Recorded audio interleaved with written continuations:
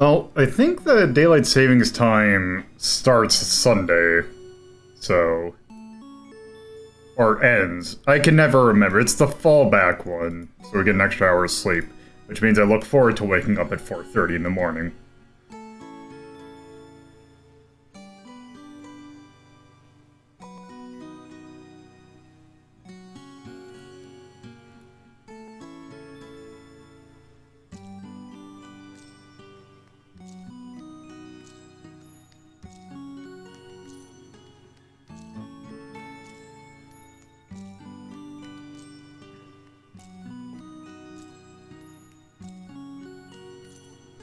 All I know is that I think at 2 a.m. on Sunday, we will be going back an hour. So that I'll be back to 1 a.m. And then I get to set all of my clocks, and hopefully they keep synchronization for at least a little while.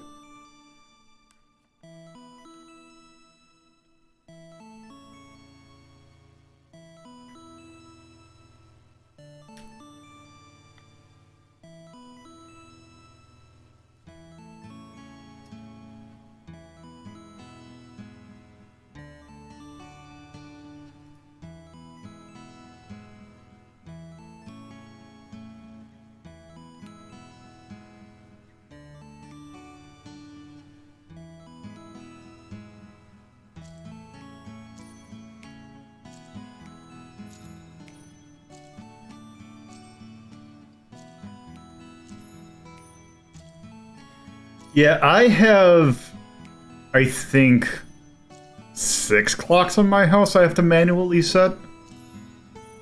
I have 1 in my bathroom, 2 in my bedroom, 1 in my living room, and 2 in my kitchen.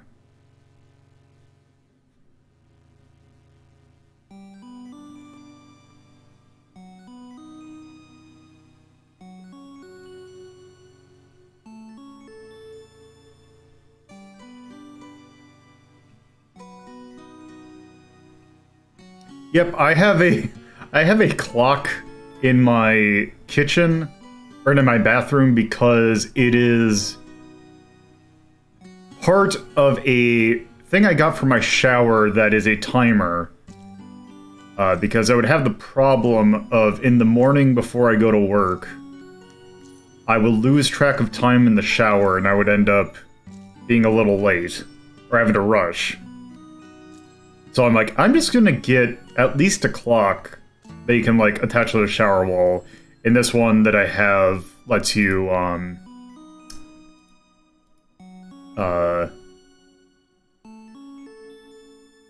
yeah.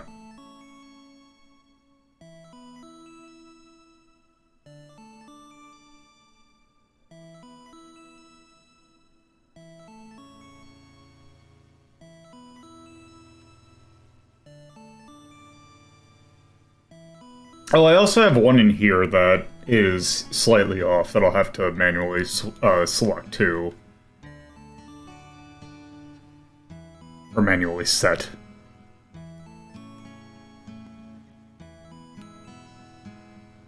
Hello, Shark Vega.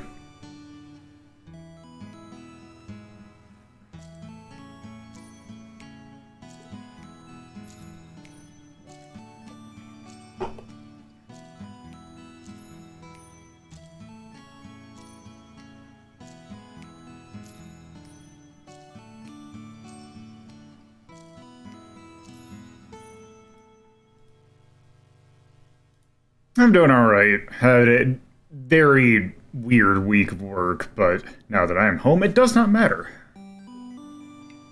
Because now I get to do fun weekend stuff. Like stream video games for the internet.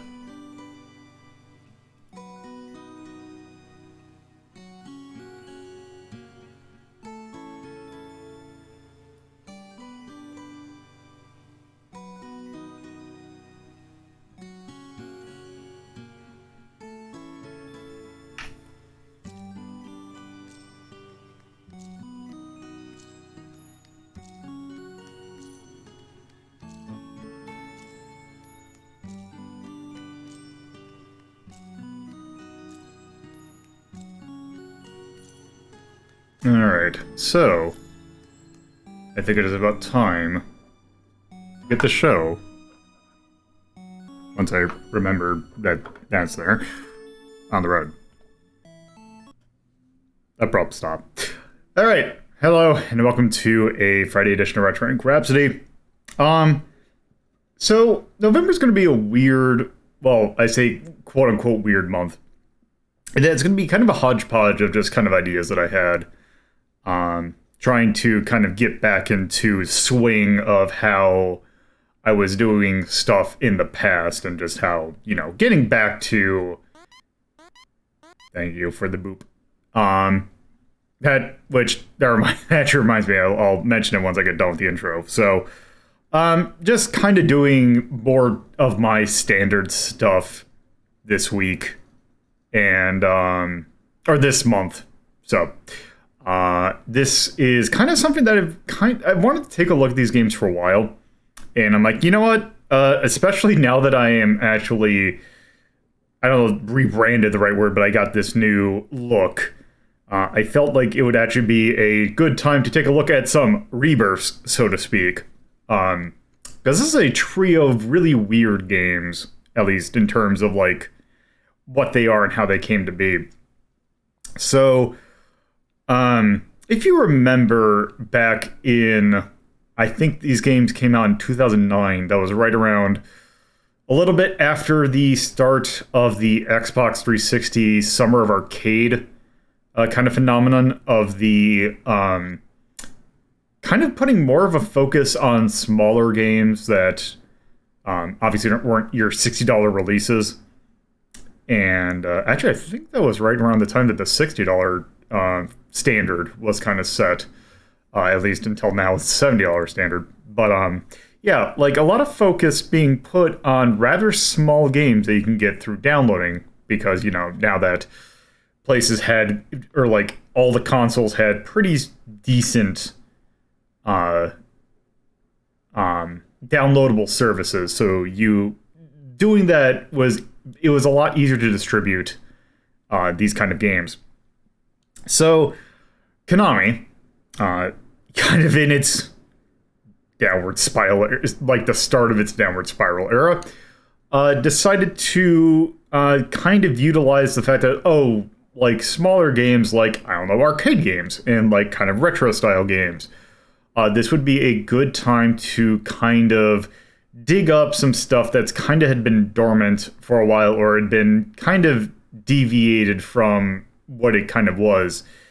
And they were going to do more of, like, it was going to be a larger series than what it ended up being.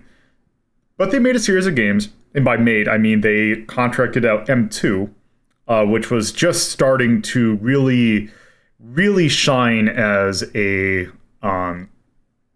kind of, not emulation, but a making, like, kind of doing older stuff, like a lot of preservation stuff for modern, like modern systems. And Konami contracted M2 to make a series of games that were based on, you know, older Konami franchises, such as Gradius and Contra and Castlevania. There were actually going to be two other ones that have been known that were going to be in the series, but ended up getting canceled. I don't know if it was just sales or they just decided not to do it.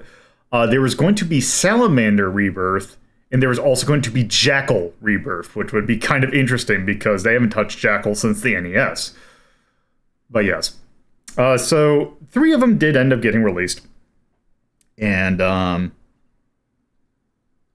yeah, I wonder how far apart, when, you know, I'm gonna actually quick look up, when did Dracula X Chronicles come out? Because was this around that time that the PSP retro remaster craze really... Dracula X Chronicles came out in 2007, so actually this was right around that time that the PSP was also getting a bunch of things, so I guess they decided to do these for the Wii as well.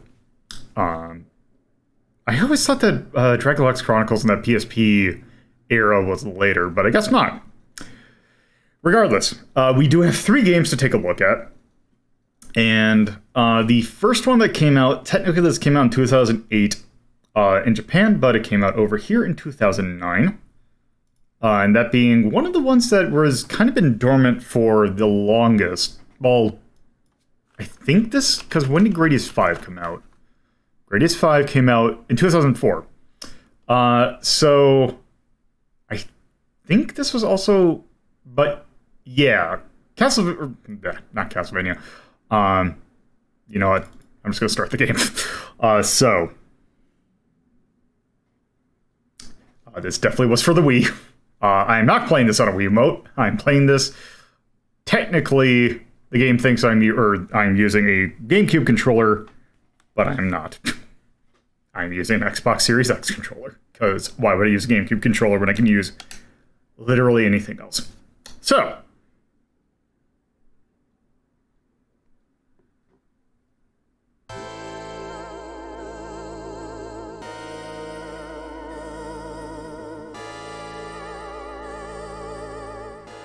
the thing that's kind of interesting about these Rebirth series was the fact that they really wanted to focus on elements from the games in that franchise that were...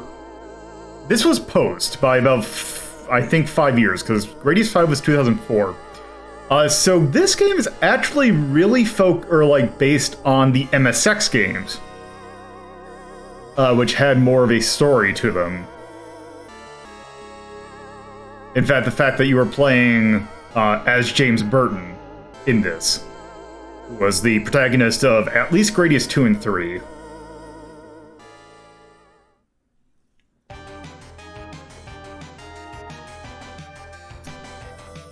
In fact, also another thing is that all the music in these games come from... They're all kind of they were all songs that had been featured in previous games, but they're all taken from games that were kind of the weird ones in the franchise. This one in particular will use a lot of songs from the MSX games, but also console ports of some of the arcade games, as we'll kind of go through here. So just to kind of go, your options are pretty your standard Gradius. If you've played like a Gradius home port of anything post-2000, it looks pretty same. Actually, even in the 90s, this was kind of what you get. There's no weird gimmicks. It's a standard-ass Gradius game, which is perfectly fine. So, there are also multiple difficulty options. Also, difficulty options in Gradius games have always been kind of funny because even on very easy, they tend to be pretty difficult. These are definitely games that are really reliant on memorization. And yeah, although I will say that very easy is pretty easy, with the exception of some bosses. It's still always going to be a little tricky to learn their patterns at first. But regardless, there is in fact very easy. So I'm just going to play this on easy to show it off because that way I can actually show you more of it. And yeah. Also, one thing that's nice about this is that something that we're also going to see immediately. So it comes with a stage select. And also another thing that we can see right off the bat, this game isn't particularly long. 5 stages is pretty damn short for a Gradius game. And in fact, I think, not if you count the Game Boy games even, I think this is actually the shortest Gradius game. But yeah, this is something that's been a standard for... I don't know if standard is the right word. I know that Gradius 3 and 4, they both did this, or had a stage select that was kind of like this. I think in Gradius 5 you can unlock one. But yeah, this has been kind of a standard for some Gradius games. Obviously, we're going to start at stage 1. But yeah, standard Gradius is at least 6. If Gradius 1 was 6, I want to say Gradius 2 was 8. Gradius 3 was way too goddamn long and was like 10. And then I think the standard is somewhere between 6 and 8. having 5 is standard for it kind of the cave standard is 5 stages, but it's weird for a Gradius game. But regardless, let's start. So here is a problem that I have with this particular game right off the bat, is that the meter, like the options in terms of your, well, your loadouts, kind of aren't good in this game, or it's kind of lacking in terms of like what it could be. You have your standard Gradius 1 loadout, for example. You have this one, which is kind of the quote-unquote salamander loadout. And then you have this one, which is the spread bomb and twin laser. Wait, oh, crap. Well, that was the one I was going to pick anyway. So this is... so that's all you get when you start the game out. It's just those 3. And... oh, so I really like this opening, because it shows off some other weird things.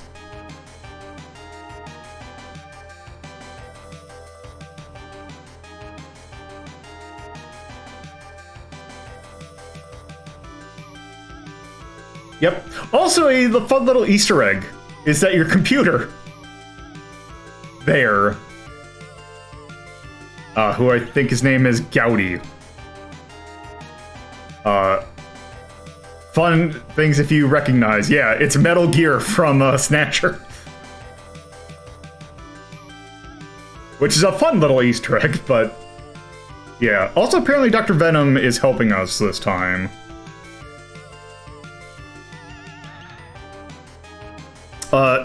Also, another thing I do want to shout, well, I guess you could technically call it a shout out, but one thing I do want to say about the music in this game, and actually all 3 of these, is they are incredibly good.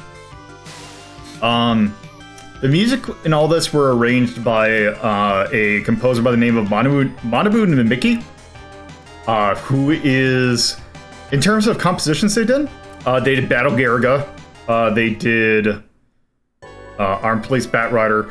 But the thing is, he's kind of M2's kind of composer to go to. And his arrangements are really good. It sounds like he really got a good handle on the I think it's the YM2151, which is an arcade standard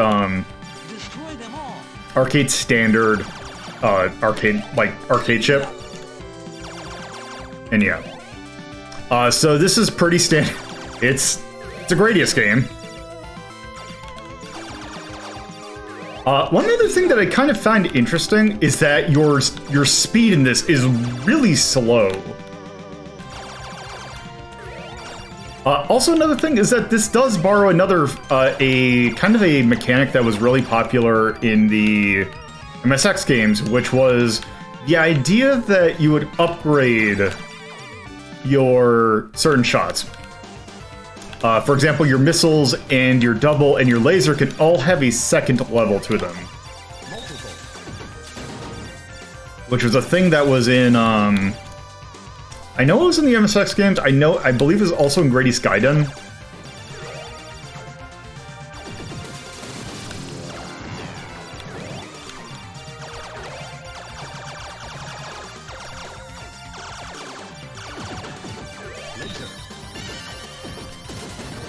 That's not worth it. Also, the Mega Crush, or the Destroy All little icon. I hate volcanoes and anything. Also, a nice little feature is that when you die, you're given like you're given extra little caplets. Oh, I hate the volcanoes in any Gradius. This sure is a Gradius game. Yes.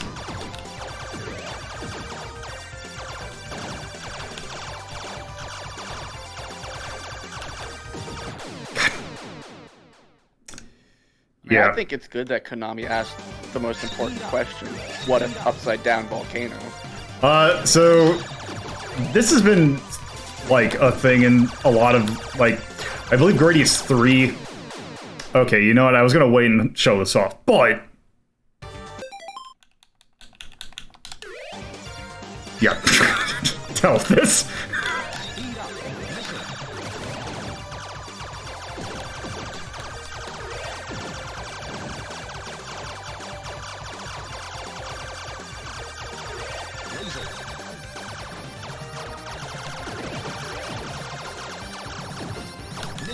Yeah, Yu-Gi-Oh! Has, I think, 3 Gradius-related cards. And I think they do something if you have all 3. I don't know. Yes. There's a lot of reference cards in, Yu-Gi-Oh! There's also a lot of Parodius references. Also, another thing that's weird about this particular one, or something that has not actually shown up in a lot of Gradius games, this actually is the thing that only really appeared in Gradius 1. Which was these weird little interstitial bits before the boss shows up. Oh yeah, that's right. There was a ton of cards that were based off of the Gradius bosses. So this isn't a remake of Gradius 1, but we'll see as we go through. Also, it is interesting seeing a Core Mark 1 be featured as a boss. Oh yeah, I think it does show... I have not played Galaxies in a long time.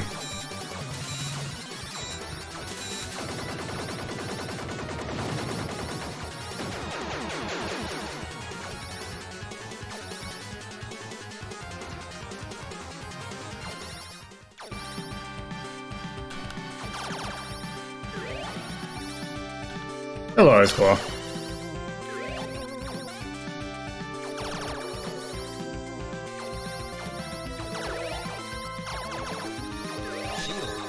Also, a thing that I find really annoying is the fact that your only shield option is shield. No force field, and no other choices that I believe even you can unlock, because there are actually some unlockable, which is the thing I was going to show off, was there are actually some unlockable, loadouts. However, they are very technical, so to speak.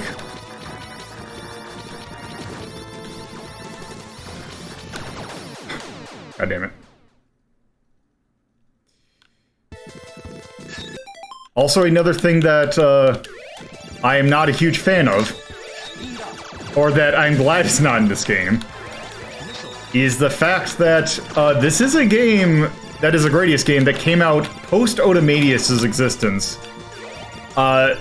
In the files for this game, there are remnants of what could have been a playable version of the main character from Otamadius. And the least reference to that game existing, I think the better.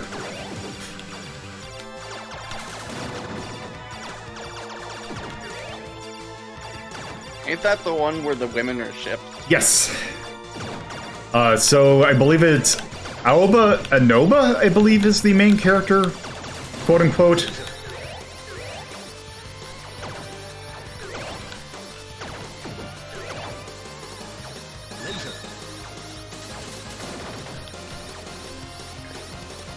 Also, it's a weird segment. This is the goop level. Yep, it's required by law. It looks like bubblegum. Yeah. What if that's what it is? You're fighting sentient bubblegum. That could very well be it is.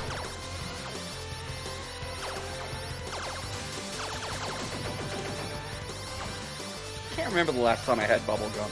I had some today. Huh. I remember back before I got my current job, I used to chew gum a lot to kind of like keep myself from getting hungry. Because I had no food. Whoa, that's a lot of power-ups. Yep. Okay, good. Oh, right.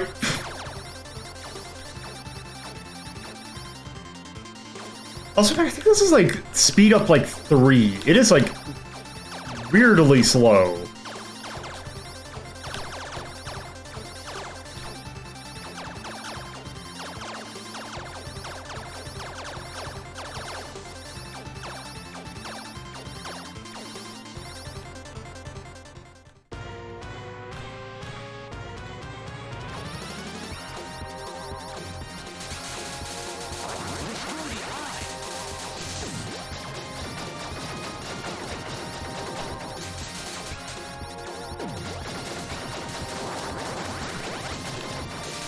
I love that the eye is also T.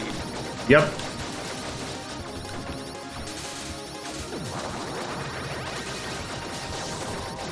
Oh.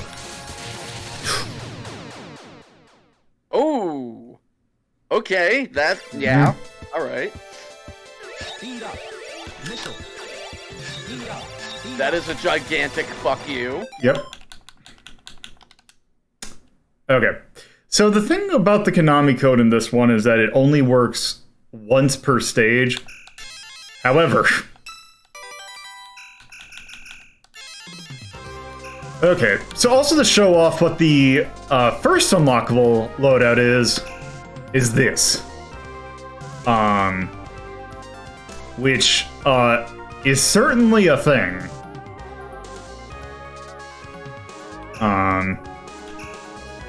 Yeah, I just don't like any of these loadouts. So that laser is... So both of, the thing with that loadout is that is a reference to Gradius 2 for the MSX. Also because this area is going to be kind of impossible without options.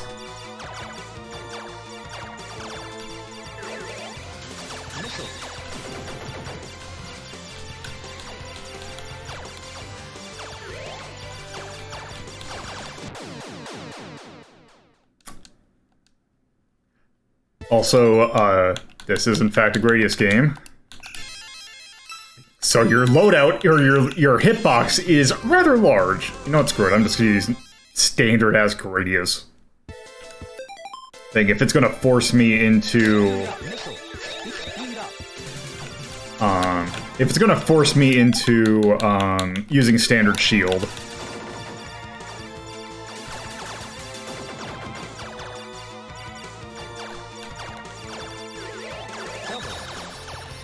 You know what, actually, and also a weird thing about this, or like a thing that is kind of weird in terms of other Gradiuses, having double actually is kind of good because your normal shot actually is almost as strong as your laser. Which is, the thing is like, laser normally penetrates, and is like, it's a really good boss killer. However, it just doesn't work as good. Like, your laser just doesn't seem to do a whole lot of damage.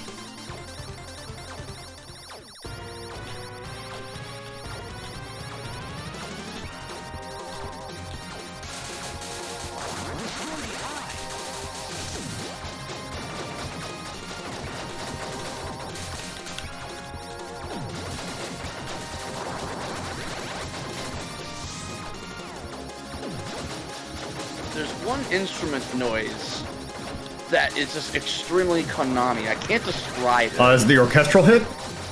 It's that. Yes. Like, the orchestral hit. That's the best way I can describe that noise. It's in almost every single Konami game that I can think of. Yeah, that's probably the orchestral hit that you're thinking of. Yeah. Oh. Thank you for the body parts. Yep. It's Konami. I mean, the soundtrack's gonna be good. Yep. Well, also, it is M2, so the soundtrack is also gonna be good. Ah, see, now we're doing lasers. Yep. Also, the weird cyclone laser from, I think this is from Gradius 2?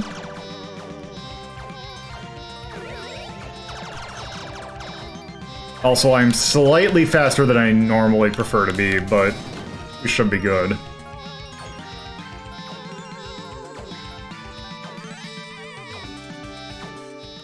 Also, another stage that you're required by law to have unless you're Gradius 5.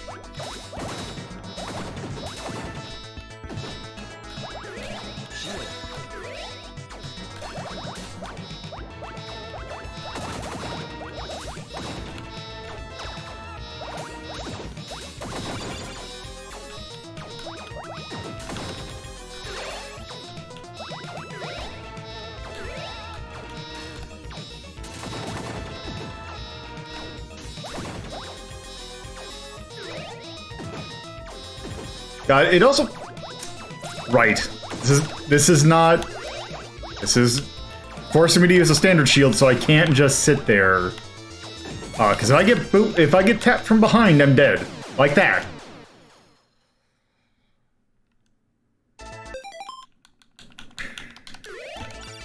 Speed up. Speed up. Missile. Missile.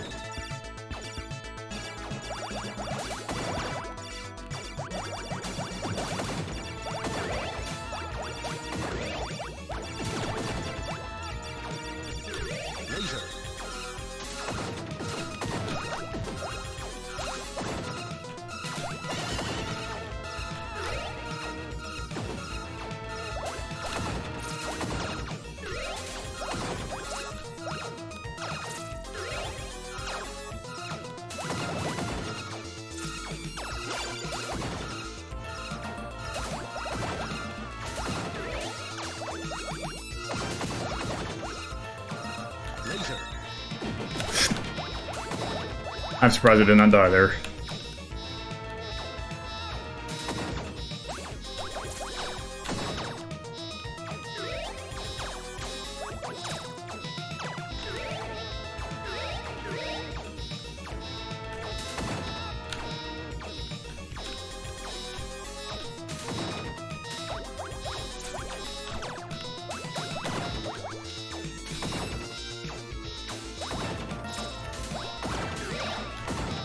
Damn it.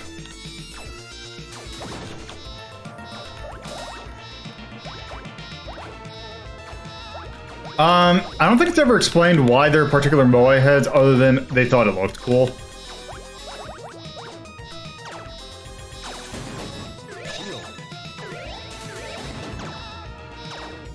Actually, where is Easter Island in relation to Japan?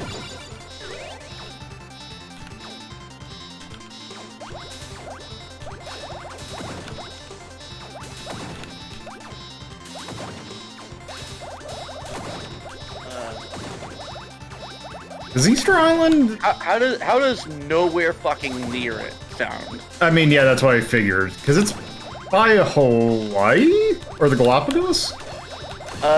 No. Actually, way south. It Okay. is off the... It's a lot... It's... Okay, the place it's closest to is Chile. Okay, yeah. And even then, it's not that close. Okay, Polynesia. Okay. It's what, 200 miles? Is that much? It's... I'm guessing more than 200 miles from the coast of Chile. Destroy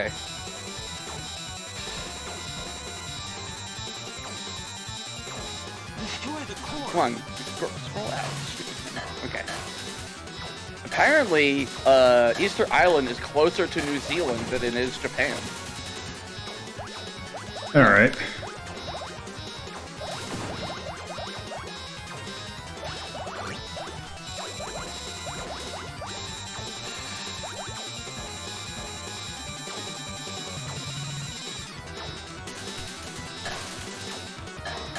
And yeah, there are a lot of theories about the Moai heads in Konami games. At least as far as I can see, there's no real, like, Yeah, I don't think... definitive. Yeah, I don't think there's ever been fully said why they like it. Or then it's like, I guess it's just like, hey, we need a thing for this stage in this arcade game from the 80s. Why don't we just... Go! Oh! See, here's the thing I hate about... See, here's the thing that I really don't like about... The lasers in this game is that they do, like, absolutely no damage. Alright, let's try this one out. Yeah, I mean, one theory said that it was a joke that just kind of turned into a long-running joke.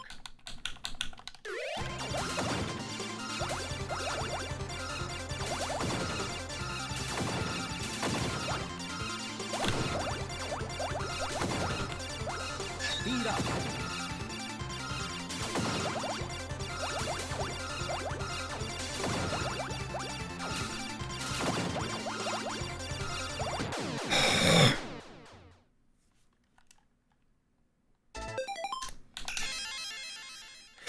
Yeah, this is... Yeah.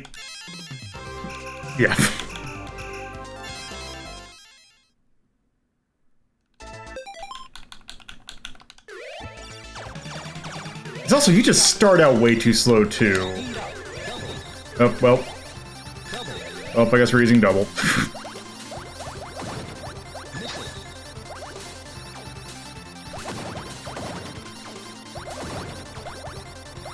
Wait. Oh, because it's the Gradius 2 loadout, you only get 2 options.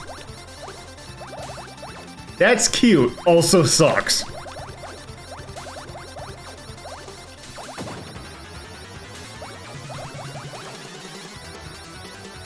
Now I'm reading up on the Moai heads, and apparently it's not just heads. There's also like torso. Yeah, they got. It's a full body. It's just the heads are like the main thing that people know of. Yeah. I saw it. There we go. A total of 887 stone statues have been inventoried on the island. Oh shit.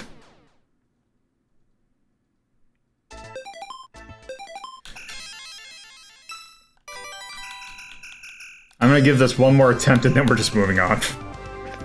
It's Gradius. Well, I was gonna move on to the next stage.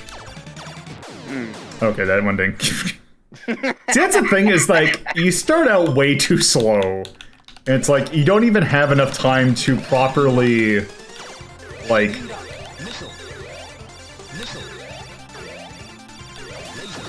I mean, control-wise and power-up-wise, how does this compare to previous Gradiuses?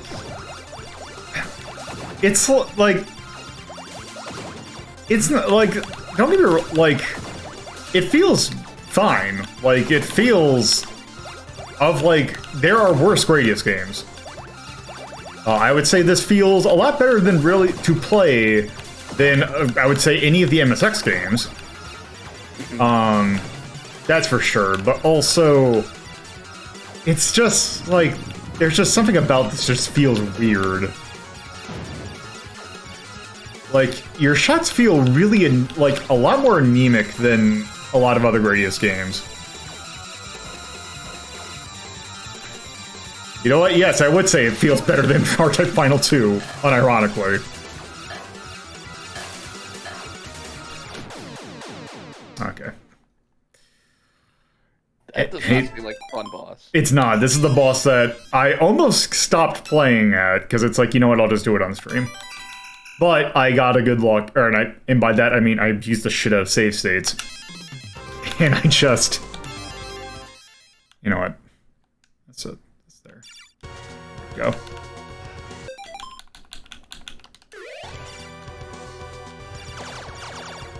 Speed up. Speed up. Yeah, I saw that R-Type Final 2 got another thing of DLCs, like the one that had to get censored. Censored? One of the bosses very clearly is a penis. So, in, I think the Switch version, yeah, the Switch version, I believe the description they said is like, they made it wobble less, or something like that. I'm looking at it and this is good. This is a very good looking boss.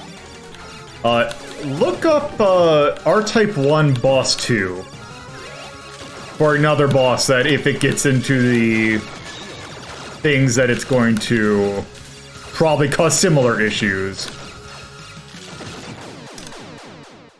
I really do not like how anemic. Is this the alien fetus? No, it's the vagina boss. With a bunch of snakes coming out of it.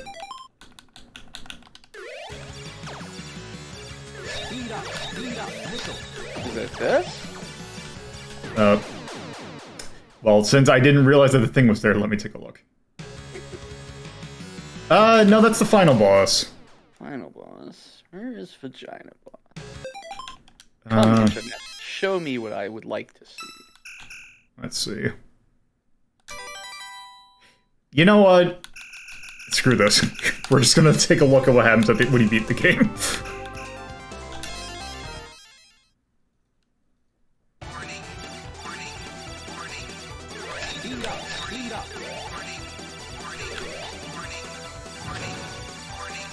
Oh, right.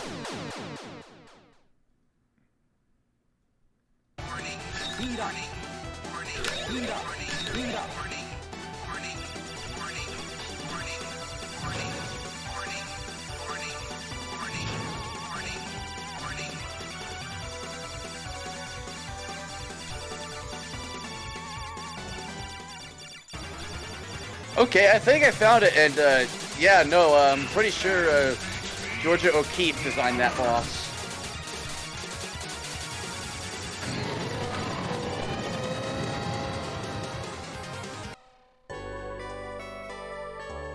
So yeah, of course, also, like any other proper Gradius game, the final boss is a complete joke. You blew up the moon.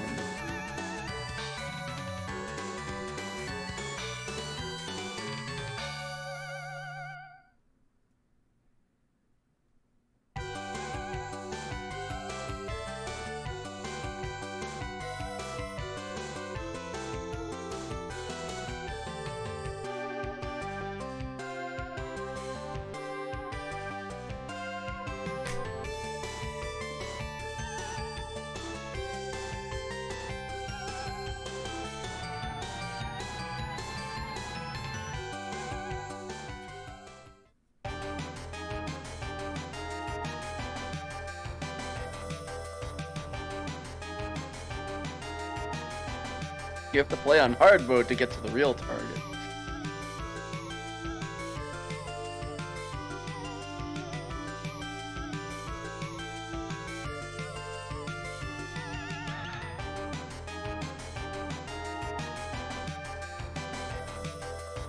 Nope, we got a loop again. Which, you know, probably why it's so short. At least it's not Gradius 2 for the MSX, which has you play... Also, you can't go with this... Yeah, also you gotta beat it on a certain difficulty. But... Oh, okay, it does say you have to do it on normal or harder. Okay, well, you know what? You wanna see me cool, do something like a cool dude? Let's see if this works. If this works, I will actually... I'll be happy. You know, I'm gonna play on the prototype too, because maybe then I'll unlock,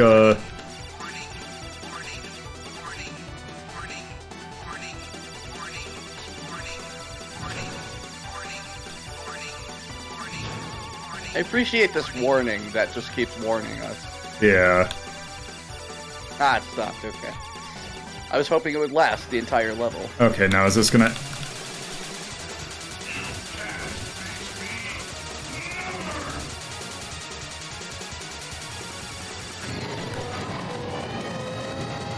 That is kind of sad, actually.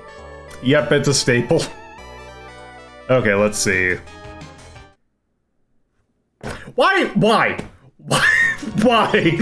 do you have that stipulation then? If I just said to... You know what? The hell with this. Okay. It's Gradius! You know what? The hell with you. Let's see, can I do this? Okay. Okay, is it gonna... Okay, is it at least going to force us... Okay, so you have to play it on normal. So the thing is that, you can't play, the second loop on anything other than, normal or above. So... Which, hey, guess what? Destroy them all. I can almost guarantee you...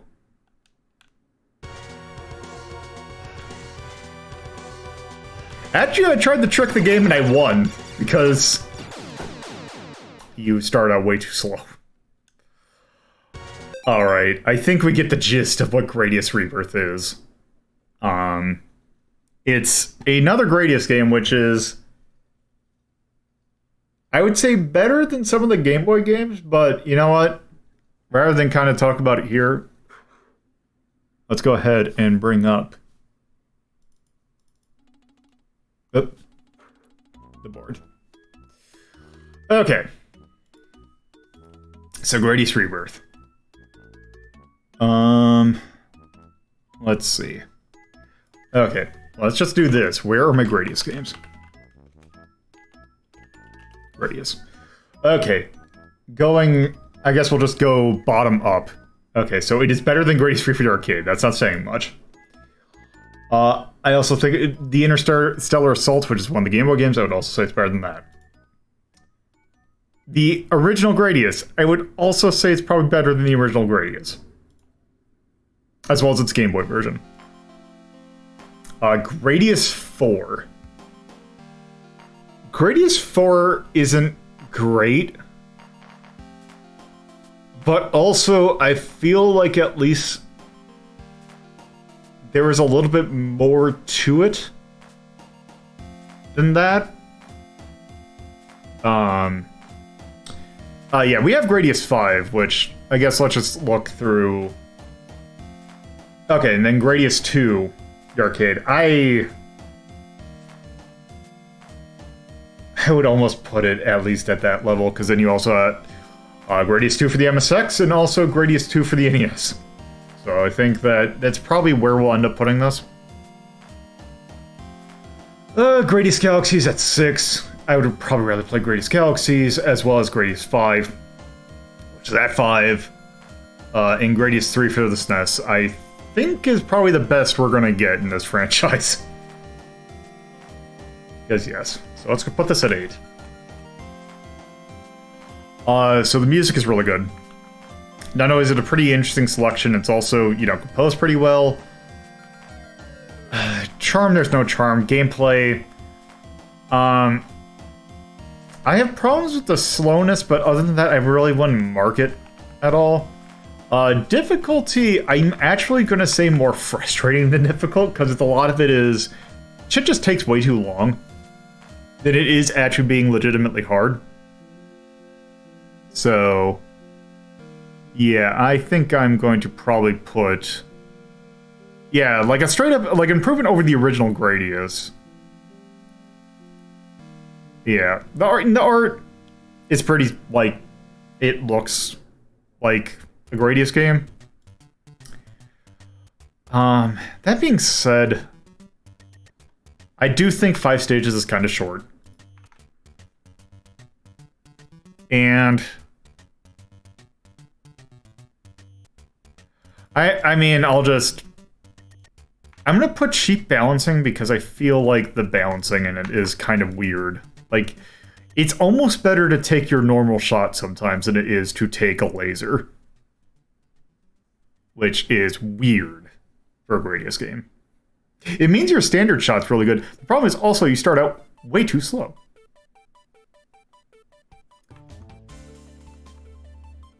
So yes, that is Gradius ReBirth. It is a nice attempt at making another Gradius game that wasn't Gradius 5. Anyway, before I start the next game, I will be right back.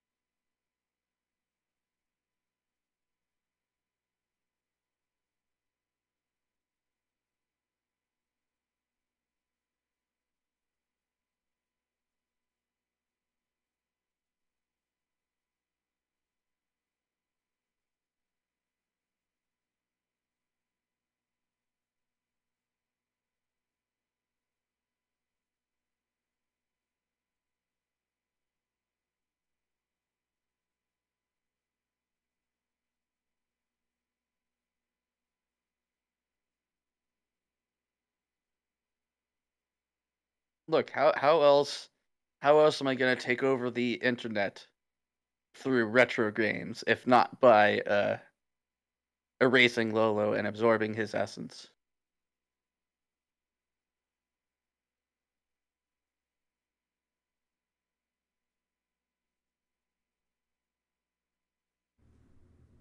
Wait, what? Nothing. Absolutely nothing. Everything's totally fine over here. How are you doing today, Lolo? I'm doing all right. Yeah. All right. I don't know. They started saying shit, so I went along with it. All right. Okay.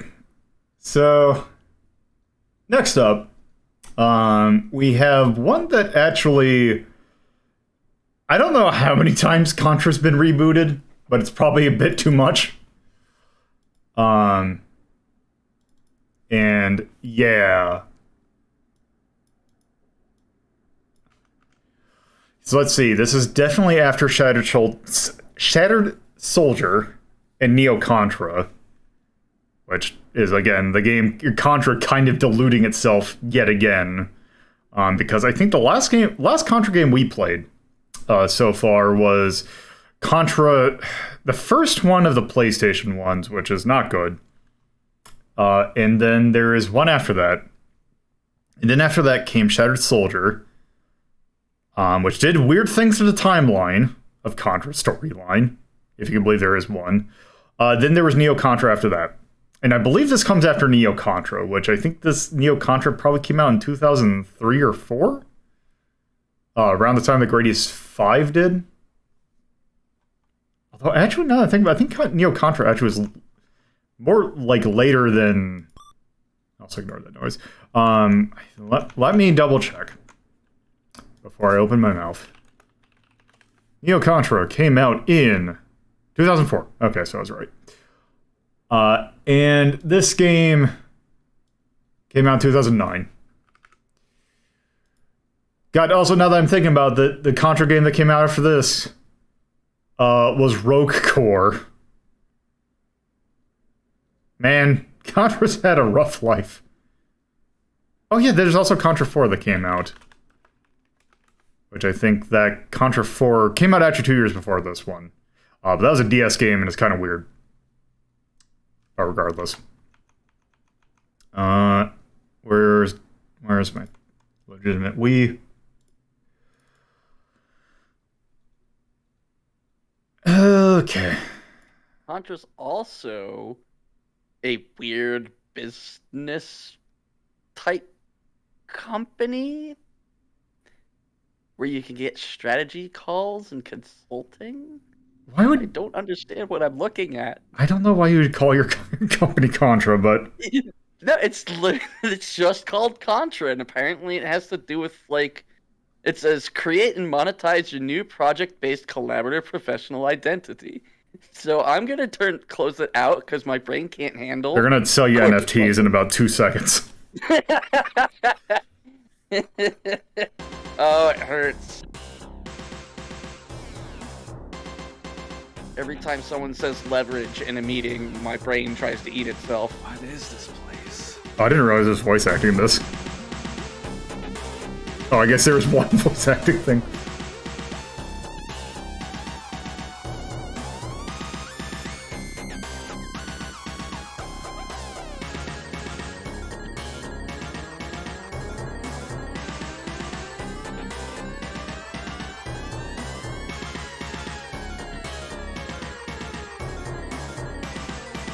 Okay, that's certainly a look. Love it. I am the galactic president.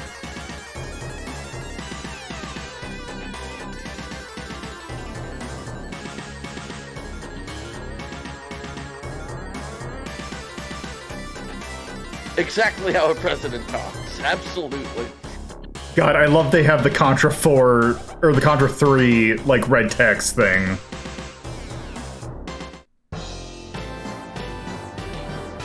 So yes, this is Contra ReBirth, which thankfully, this does have some unlockables. Thankfully, this in Castlevania Castlevania the Adventure actually doesn't have really... It has one unlockable that you get by beating the first stage. This one does have some unlockables. Thankfully, I was able to download a save for this. So this does have easy, normal, hard, and nightmare, which we're not going to do. This does actually change some things. Easy mode, which I'm going to play because, one, showing more of this game off, has a very nice feature, which is you don't lose your weapon when you die. So, I'm going to keep that one. Only go up to... I didn't see the cheats, but I don't think you can use the Konami code to get 30 lives. But, regardless. Let's start.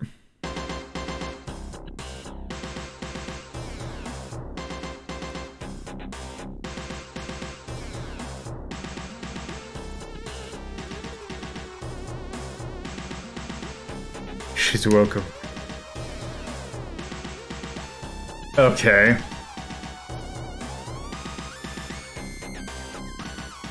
Okay, so they're going Neo Salamander, Zealous Force. They're doing names from, like, Life Force, which is interesting. Also, I guess this is not one of the games where they make Lance Bean evil. So player 2 from the first Contra. Okay, so you have a choice of different characters. When you first play the game, or you first start up the game, you can choose between Bill and Yagyu.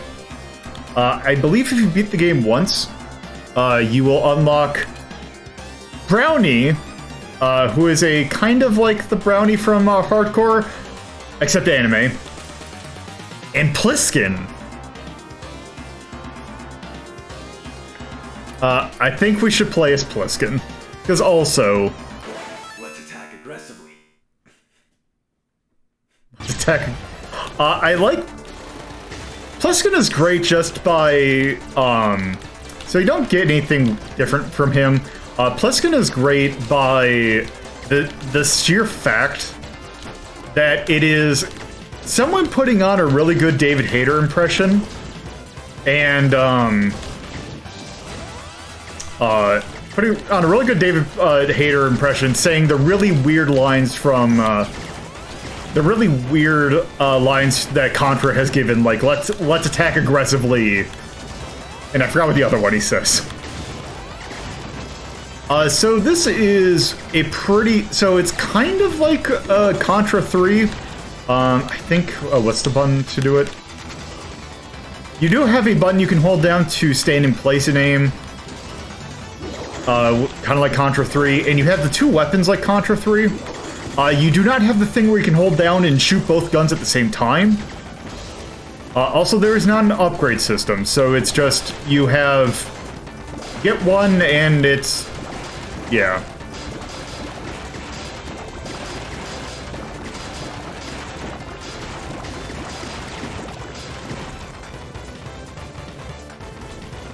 Also, no, like, slide or anything. It's pretty standard Contra.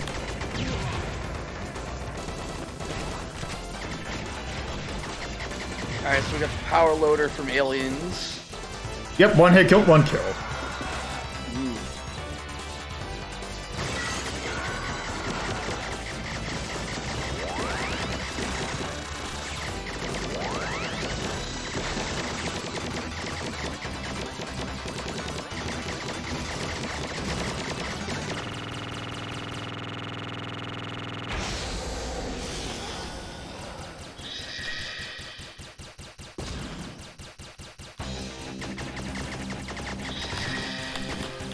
Oh.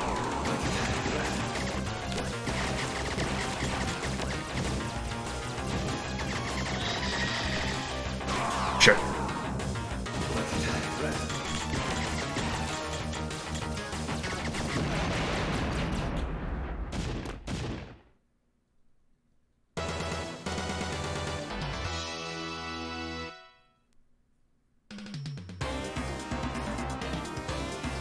Yes.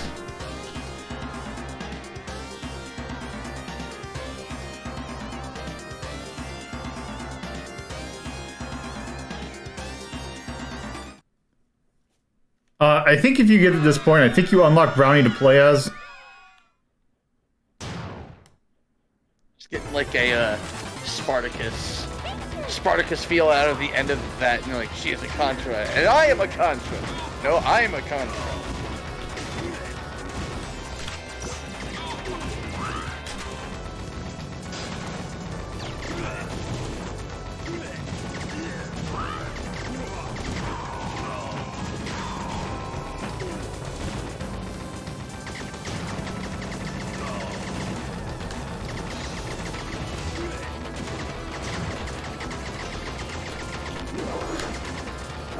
Okay, so it's that.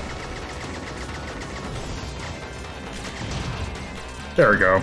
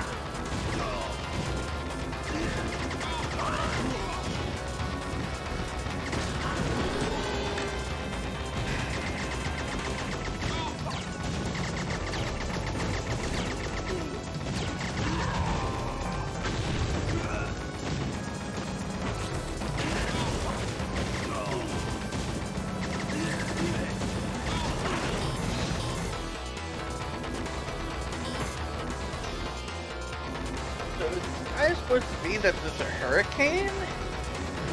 I don't know.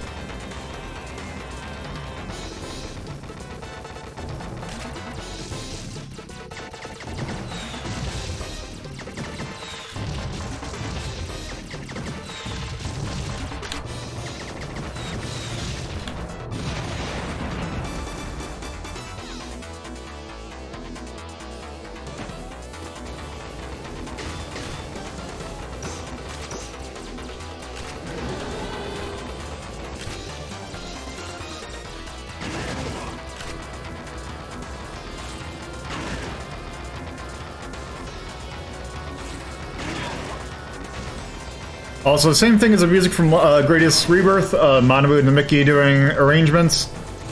Oh,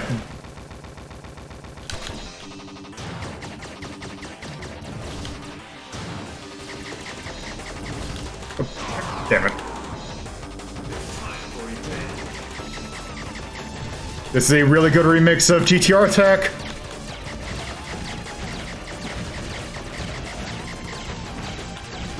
Oh shit. Okay.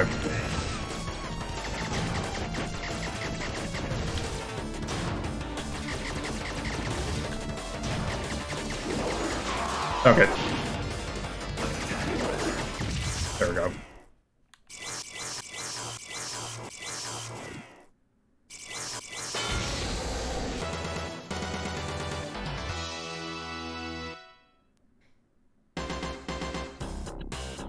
So one fun thing about this picture right here, it says this is the character we're playing as here.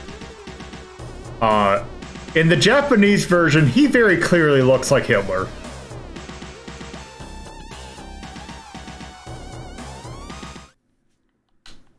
I don't know why they made him look like Hitler. Oh.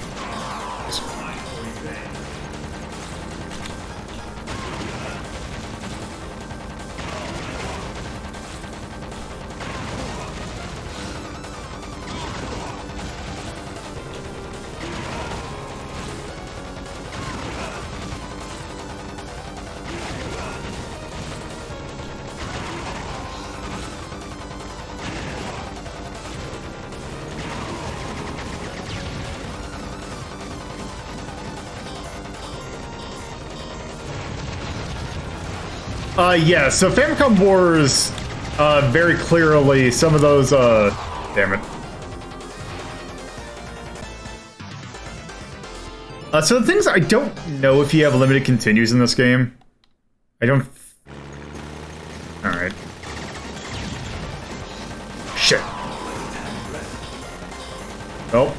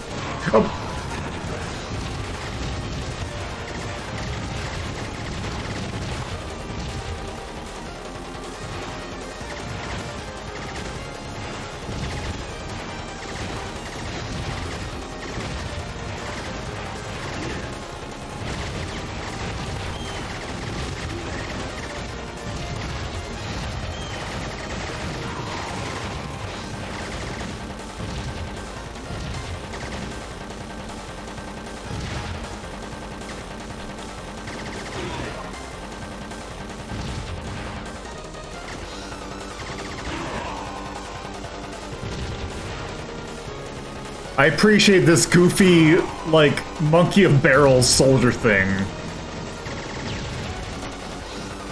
Okay, you know what? I'm taking it. I'll die, but I'll take it.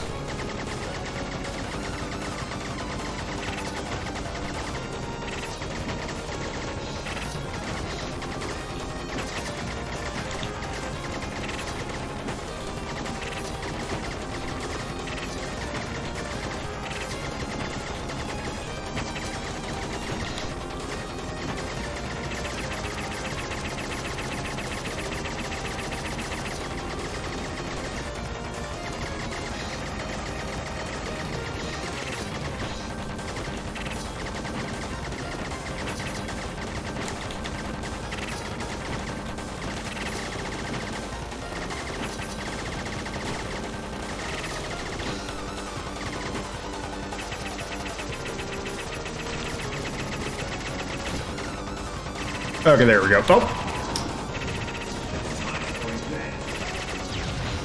Okay, I don't think I was supposed to kill that thing first. There we go. What?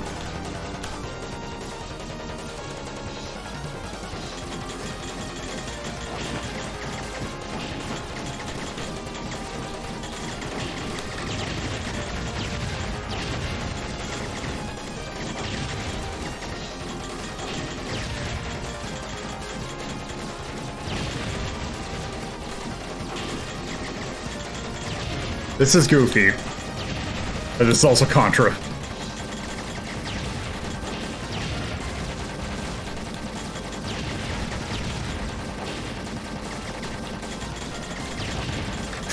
Oh, I could just...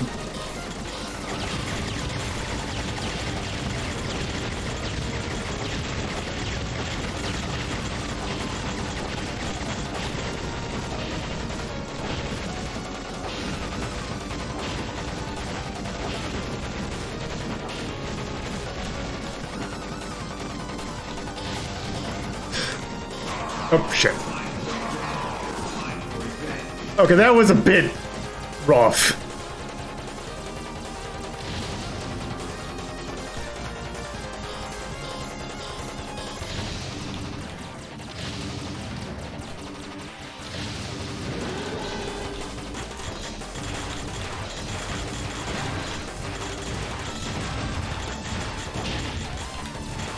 Oh, shit. Alright.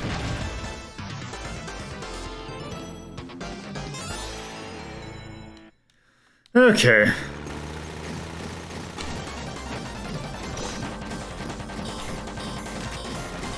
Okay, so the checkpoint's right here.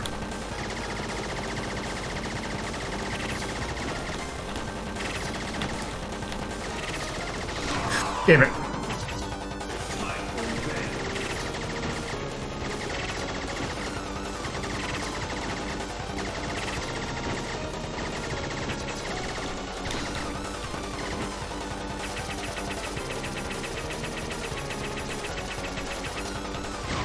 Damn it. Hit the wrong button.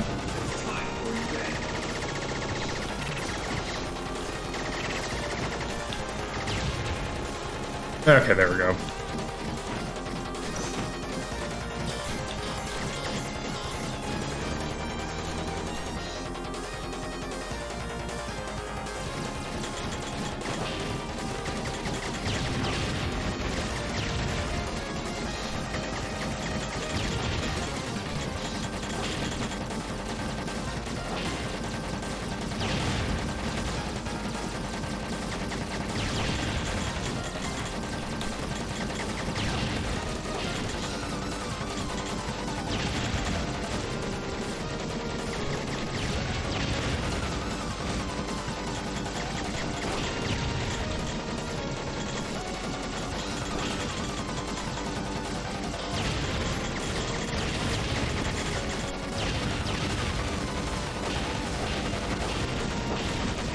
Yeah, this stage it's kind of hard to make Pliskin out.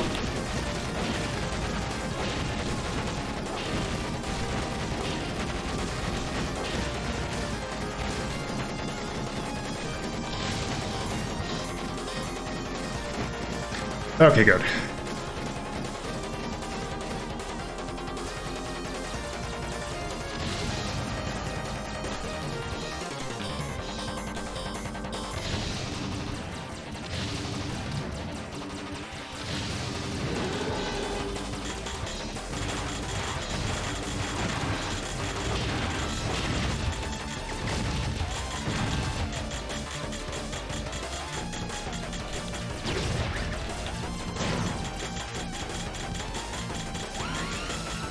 I think I'm gonna... There we go.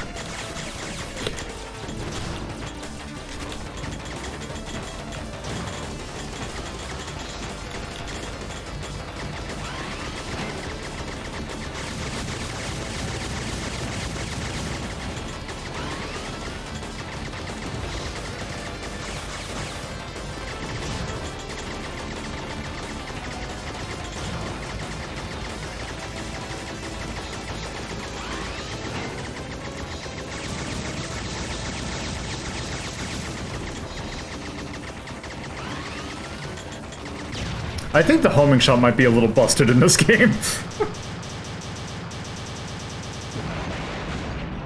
Oh, also, I forgot to do something.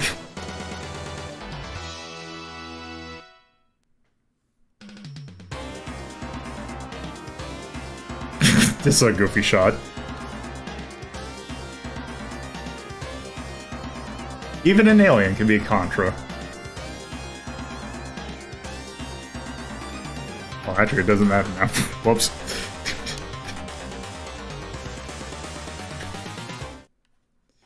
Oh, there's Pliskin right there. Okay. Oh, I see. Oh, probably where it says hold. Yeah, I probably should have. Yeah.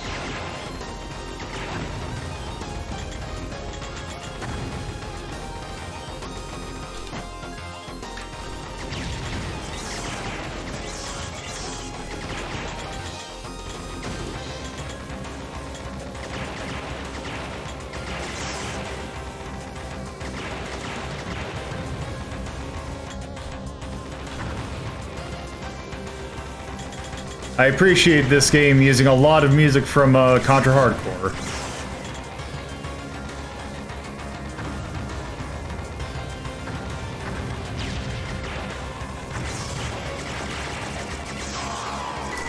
Okay, what fresh hell is this?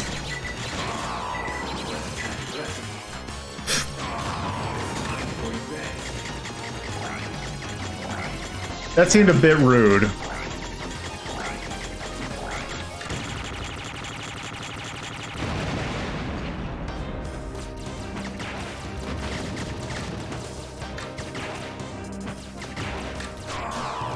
Oops.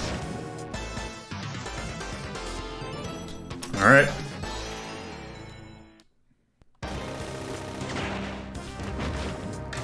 Also using some music from Super C.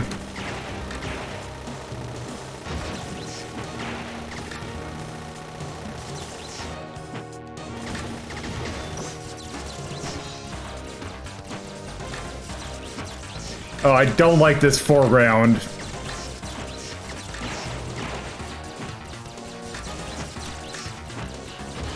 Oh, God.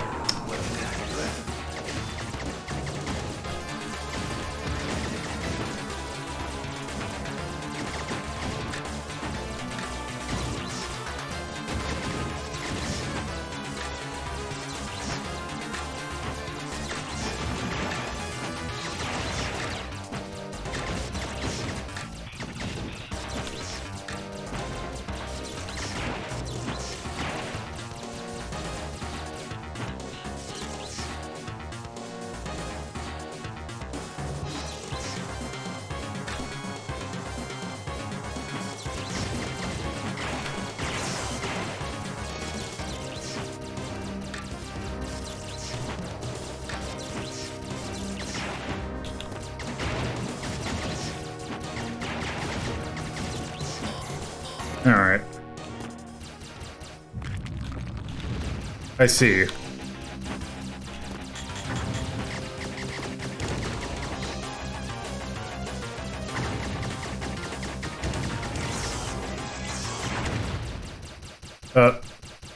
Did it.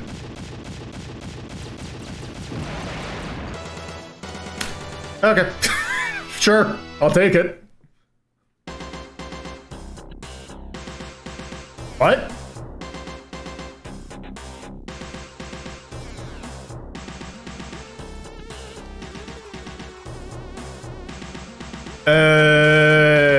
Okay.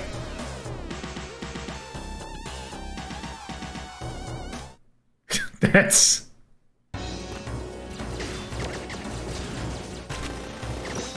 I also haven't seen the laser. Not a fan of the laser, never have been. Oh, god damn it. Oh, pissant thing.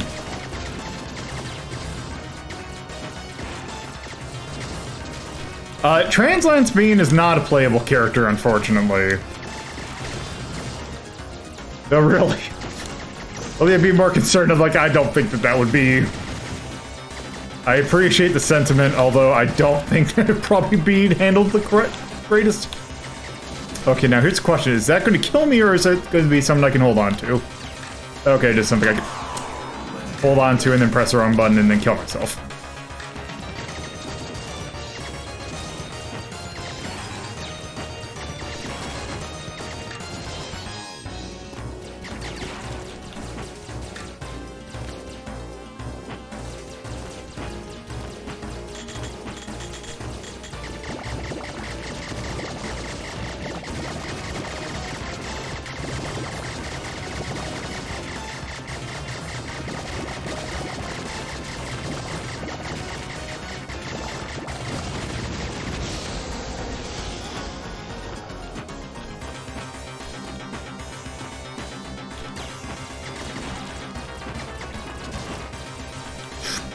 Okay.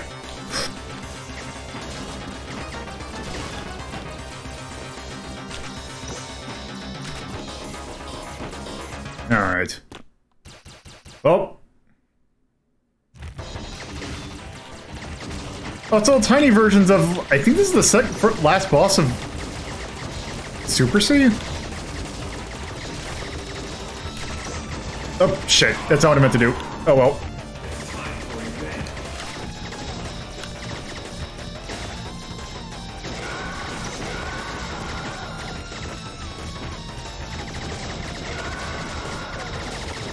Okay, actually, this is like the one segment in which the laser actually really is nice.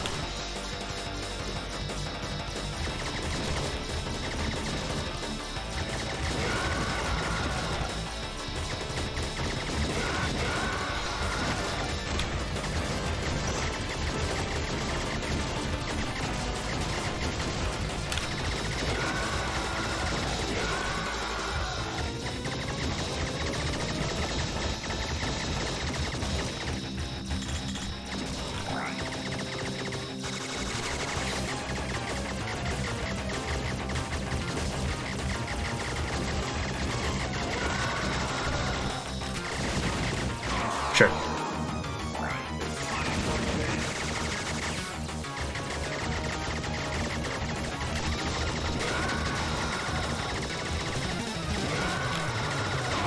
Damn it.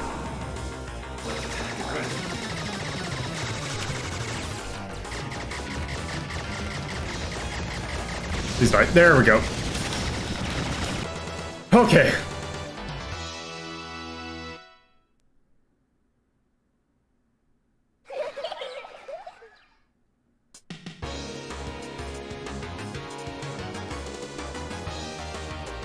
Okay, so I have a feeling...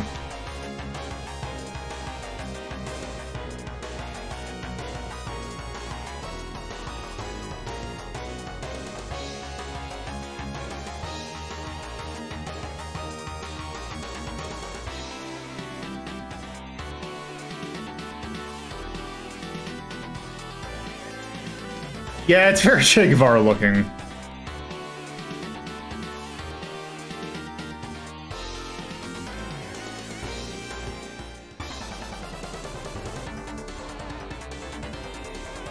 Alright. So I think I actually missed a boss.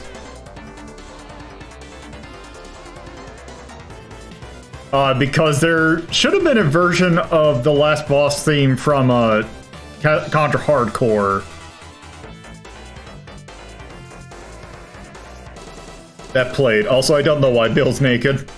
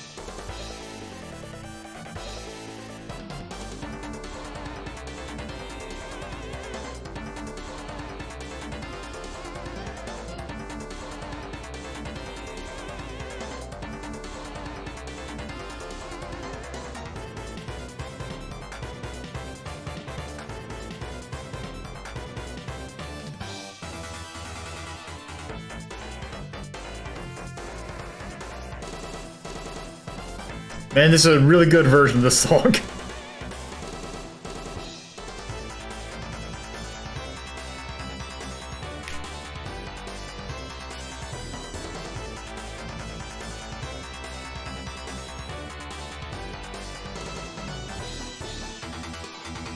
The caravan level's pretty neat. It's a nice little nod to, like, I think Hardcore had something like that.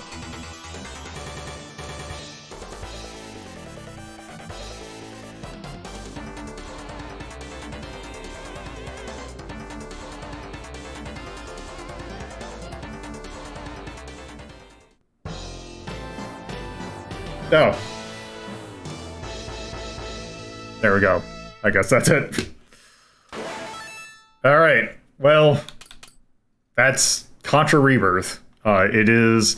I feel it's a quite a bit better of a game than Gradius ReBirth was, but let's see how we put that in ranking terms. So, Contra ReBirth. First off, let's look to see where the other Contras have ended up.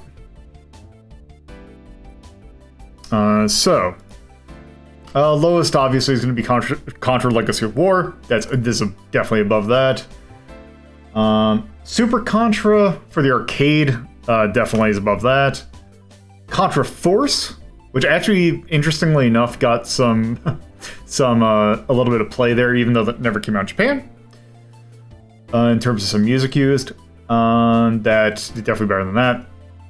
Contra Arcade, I would also say it's better than that. Now we actually get into the good Contras. Contra through the Alien War. I would say it's probably at least on par. Namely because it's the good parts of Contra 3 without any of the weird top-down stages. So I would definitely say it's probably on par with that. And also, because I know we ranked it. Oh wow, I forgot we ranked Operation C that high. Yeah, Operation C is pretty good. It is short, but also shortness isn't necessarily a bad thing.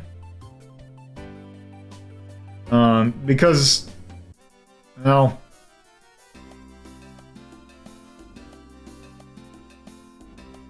Yeah.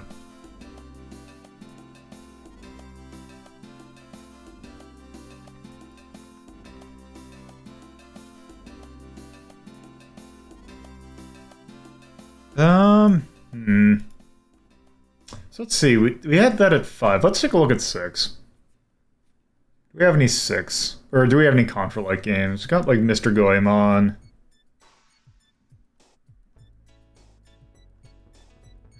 Hardcore is short, but Hardcore also has replay value to it, where this doesn't have any like weird branching paths or anything.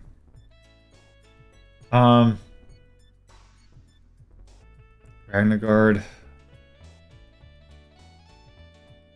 For some reason, Mr. Goemon's like the thing that pops out to me. Kari Warriors. Greatest Galaxies.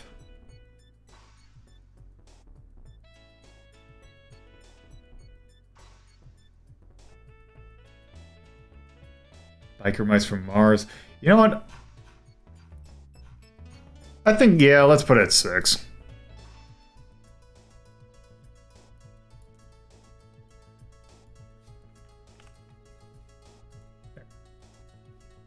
Obviously, music's really good.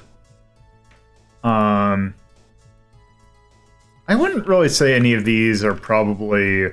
And also, weirdly, for Contra, it's difficult, especially if you're playing on harder difficulties, but I wouldn't say it's bad.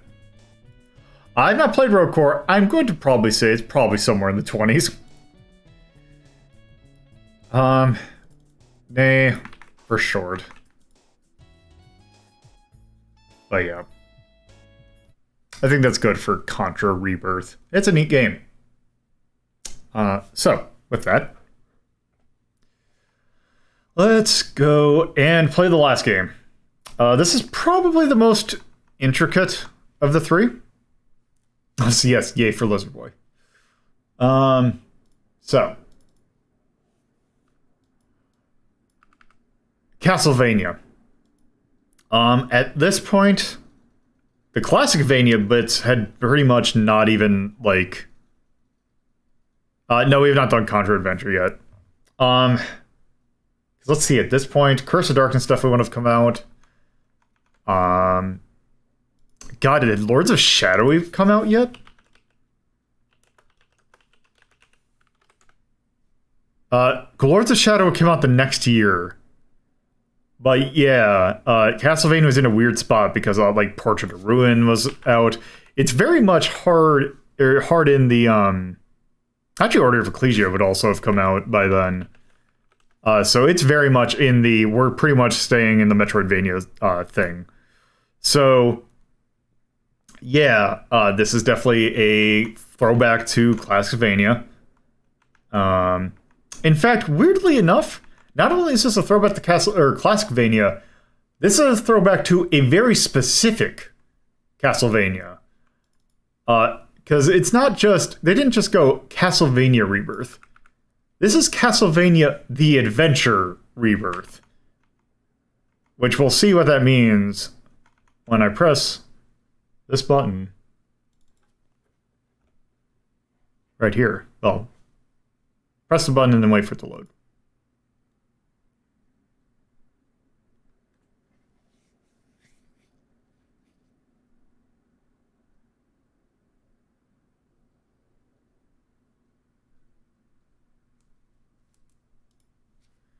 So. All right. I have not tried the new Getsu Frumiden, namely because it was a little bit too expensive for my taste for being something in early access. But yes, this is a remake of the Game Boy game. Also, with a lot of sound effects from Bloodlines, which I really appreciate. And music from Bloodlines. So, there are difficulty settings for this. I believe the difficulties are on... It's also... after you beat the first stage, you get a choice of normal playstyle and classic playstyle. Basically, normal playstyle is you have... and thanks for being there, Adult Witch. Normal is you get good air control. Classic is bad air control. Why does the music sound like TMNT? Because it's using the same arcade soundboard as the Teenage Mutant Ninja Turtles games used. Difficulty options, I believe easy is no knockback at all. Normal is, I think there's some knockback. And then hard is knockback definitely, but also I think you do more damage. And yeah, classic is goes and go. Yeah, is, you know... It's classic Castlevania. So we're going to do easy normal. I do not know if I'm going to actually be able to beat this. Probably not, but we'll see how far I can get.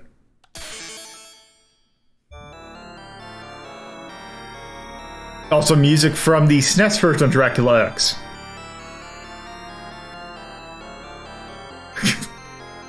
I need to get G&G. I need to get that Resurrection just to try it. If I can get it for like $10, I might pull the trigger on that. So yeah, we're playing as Christopher Belmont, who's, I believe, the grandfather of Simon?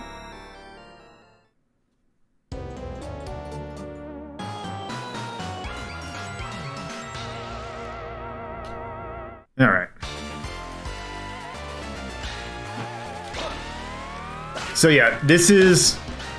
It's pretty Classicvania. You don't have any... this is not... You are not Simon from Castlevania 4.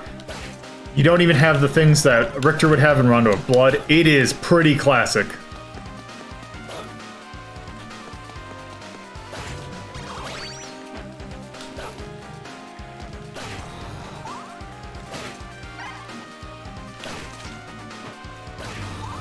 Also, Reincarnated Soul sounding really good.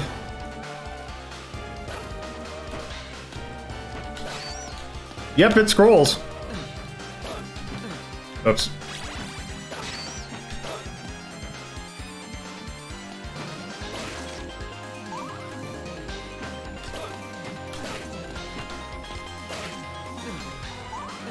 Oop.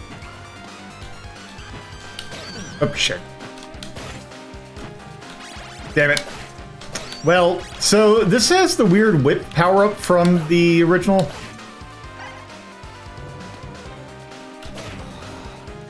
Which I'm sure we'll see a little bit later on. Okay.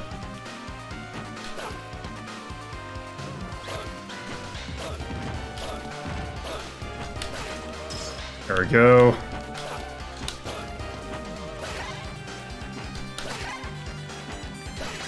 The thing is, I kind of wish that it controlled, not like Castlevania 4, but like, Castlevania Chronicles did. I feel like that's a good mix of whip control, but also it's not super broken.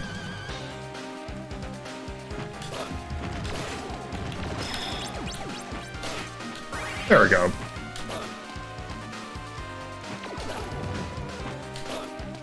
Also, I like that these,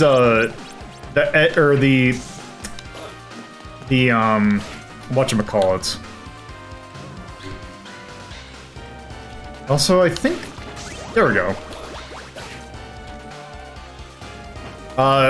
Forgot what I was gonna say. Yeah.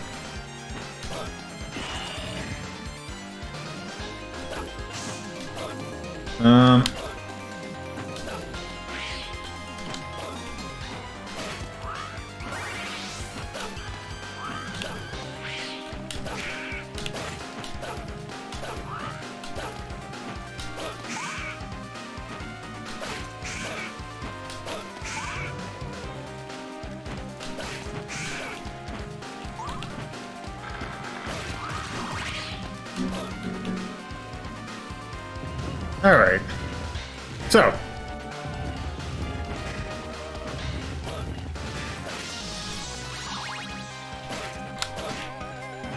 Time for bed.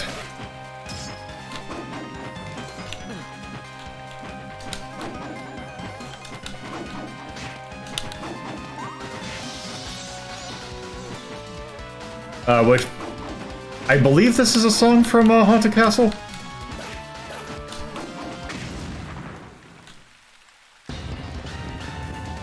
So that was just a mini-boss. Also... Nope. Alright.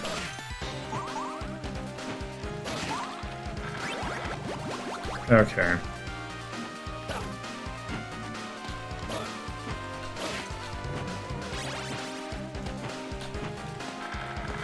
So that is a key, or a door that I could open if I had a key sub-item.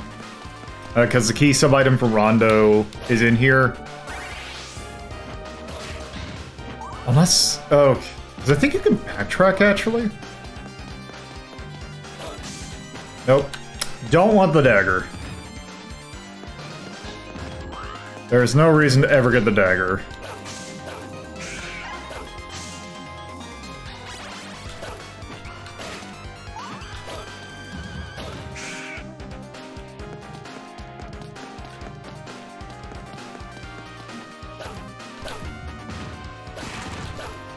Okay, you can't kill the eyes.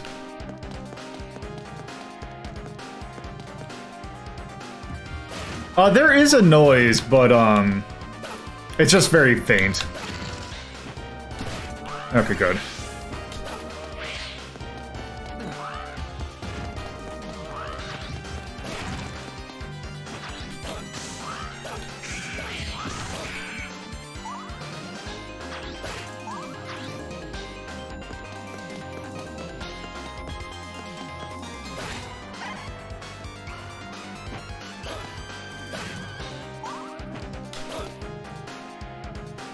Okay, I think this is boss time. Oh, not quite yet.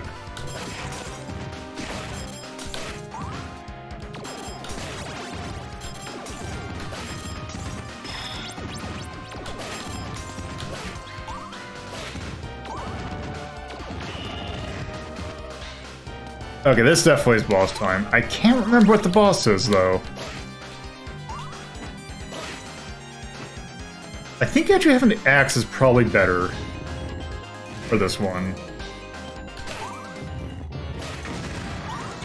Oh, yes. The giant eye, which... Okay, yeah. Definitely.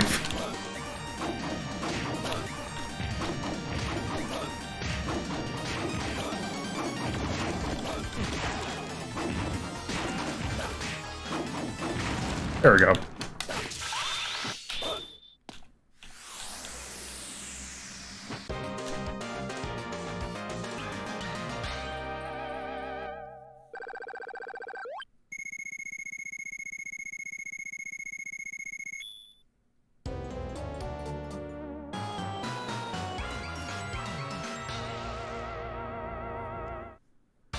Alright. So is this the one that I... Yeah, so the song here is weird. This is actually a remix of the ranking, or the name entry screen for Haunted Castle. I believe it's Lullaby for the Devil is, I believe, the name of the song. Damn it. Shit.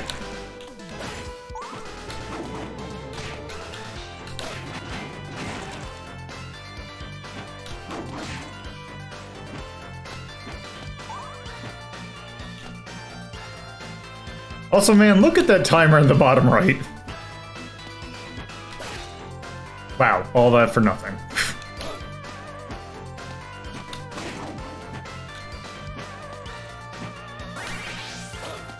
Yeah, they did a really good job.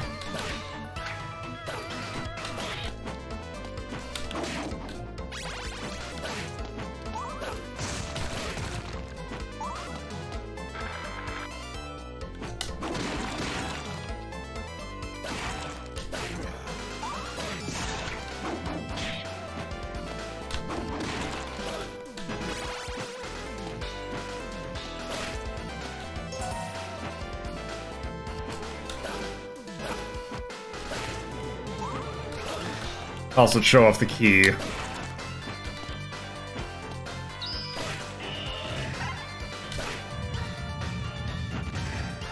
There are some branching paths in this game.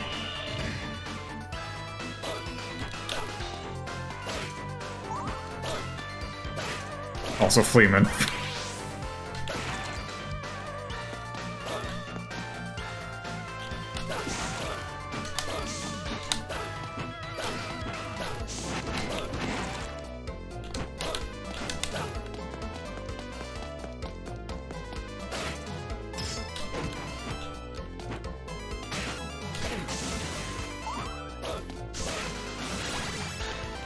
Also, I wonder... Okay, no, this is not one of the games where if you catch the boomerang, you actually get the hearts back. Okay, I meant... Yep. Nope.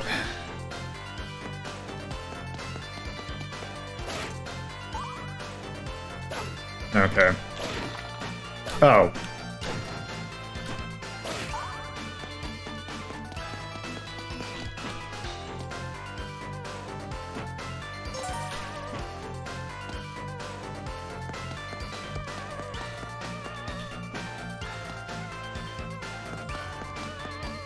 Wait.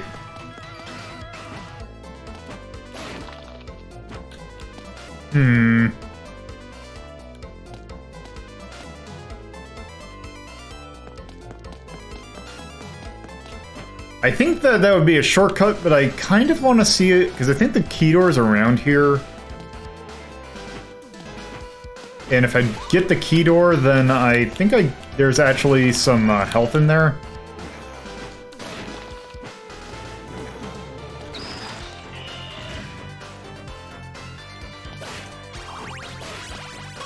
Oh. No, there's an extra life, which... Oh boy. Okay.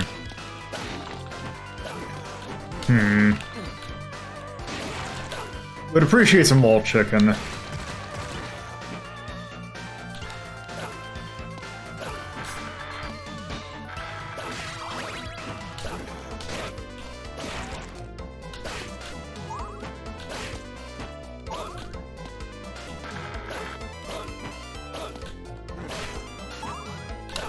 Nope. Oh, I could use the key door there.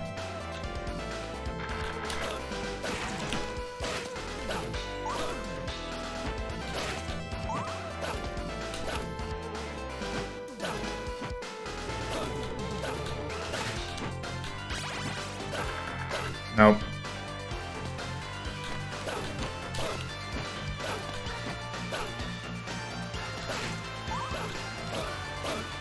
Nope.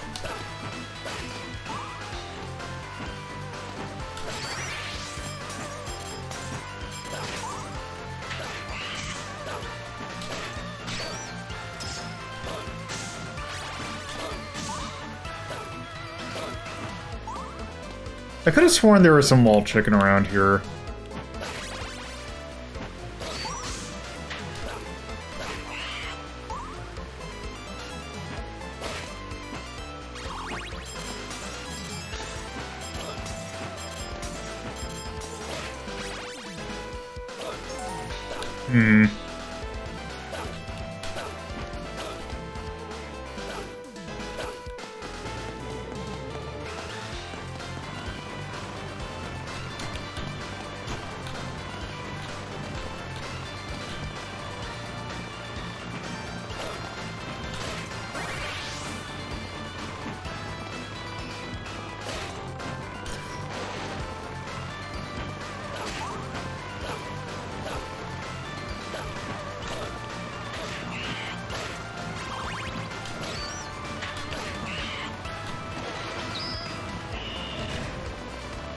Yes, M2 did also do the anniversary collections.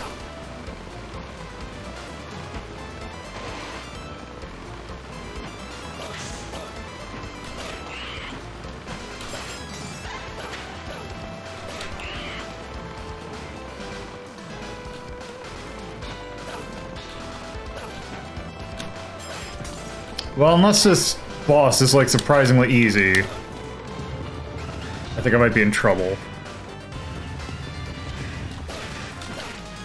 Slime.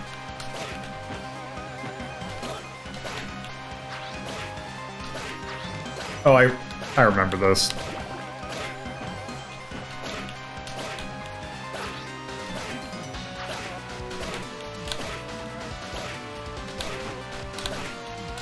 Damn it. Shit.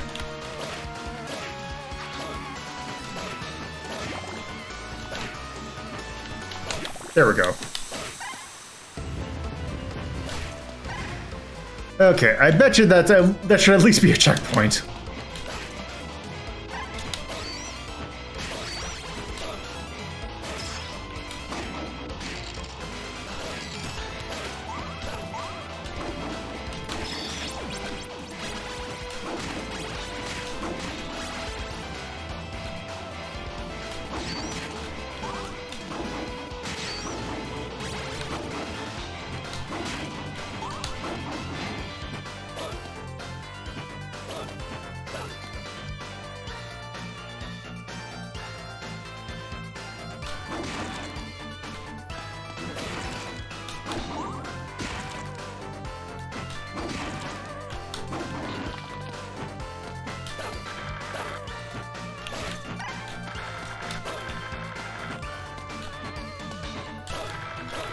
Hmm.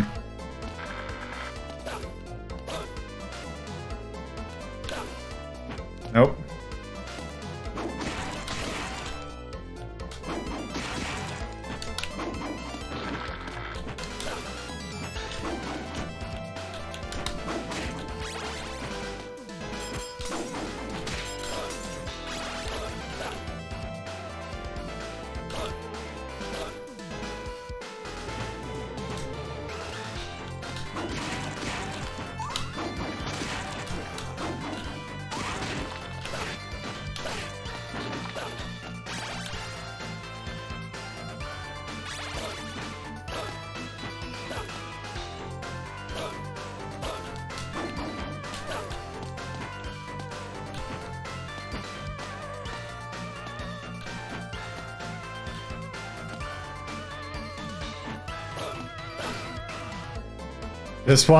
Just one, a little wall chicken. This is a room that looks like it has wall chicken in it.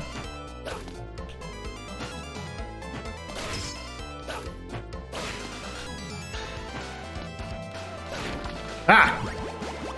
Okay, it's not as much as I was hoping, but it's better than nothing. Especially since I think that... Especially since that is the boss door.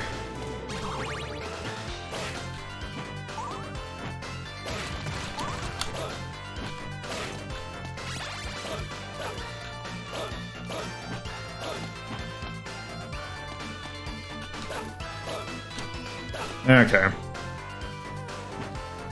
Alright.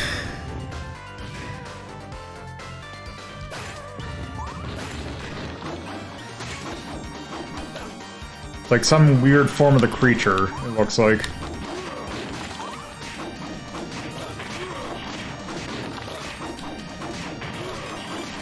Okay. It also looks like I can completely bitch him out with the axe. Oh.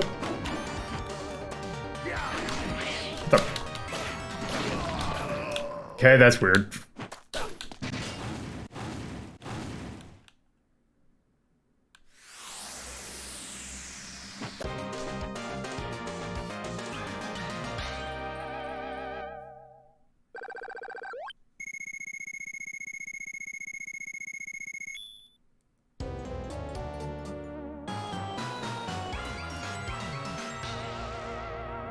All right.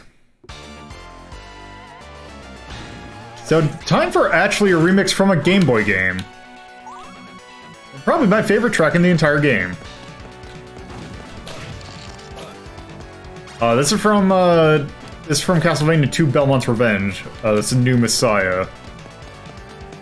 Is the Crystal Castle music, if I remember correctly.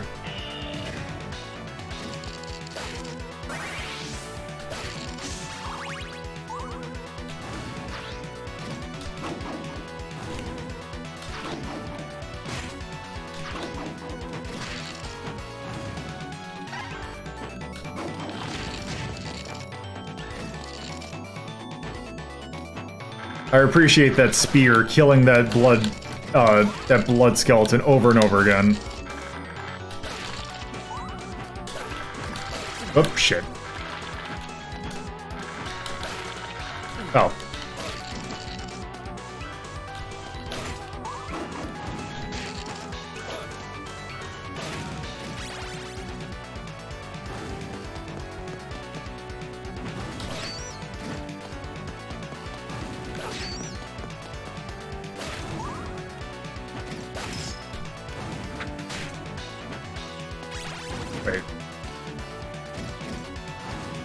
Wait, can I jump on that?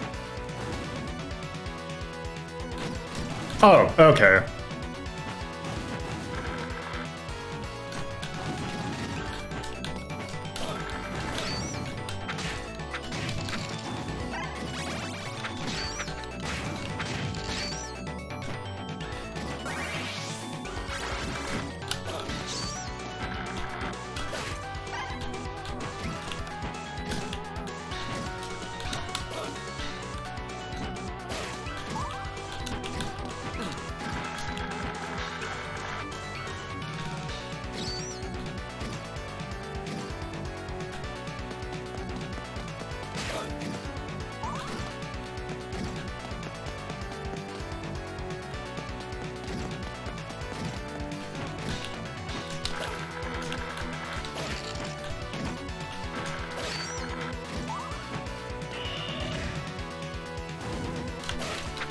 Alright, time for the bone. Bone.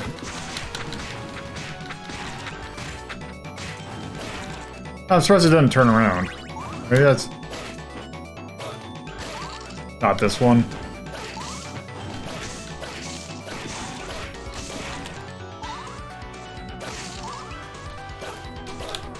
Shit.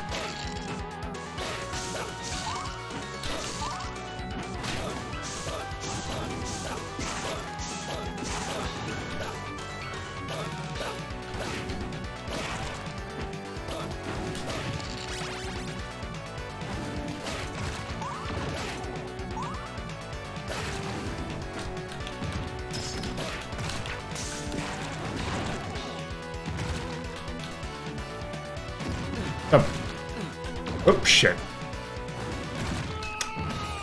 Damn it.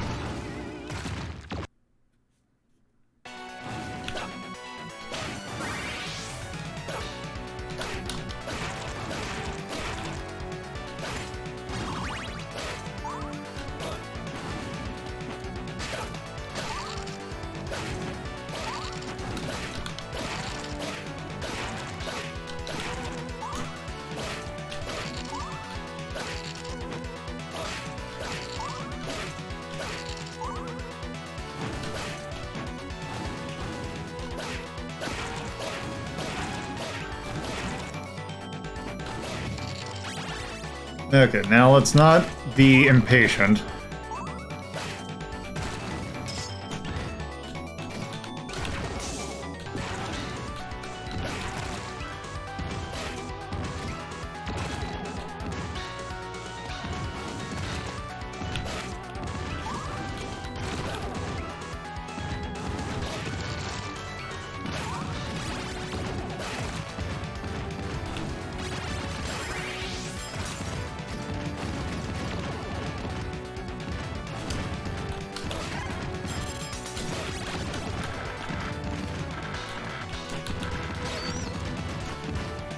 There we go.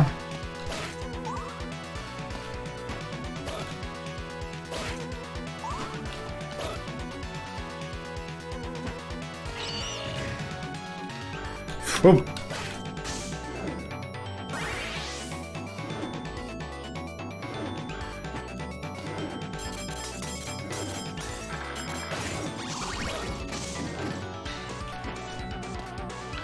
Oh, right, that's a blood skeleton.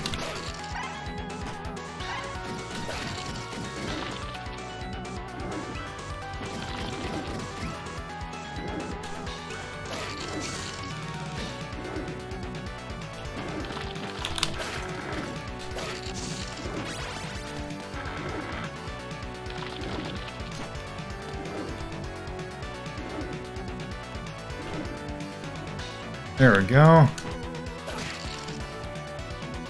Alright. What is the sub-boss here?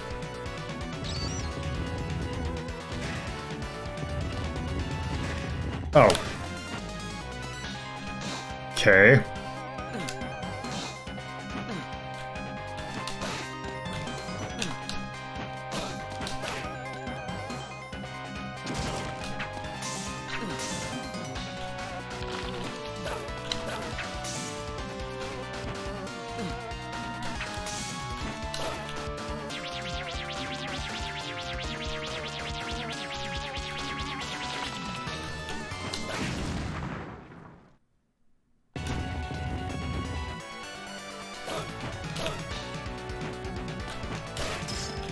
Damn it.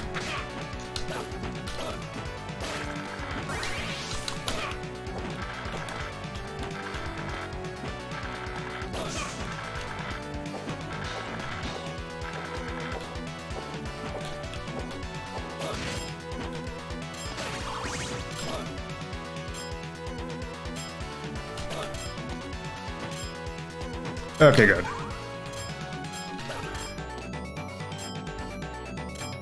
Okay, I can't pass through there.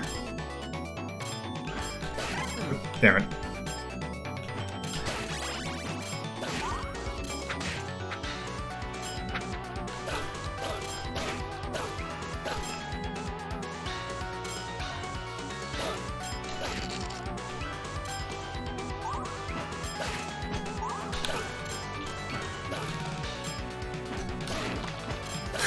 God damn it!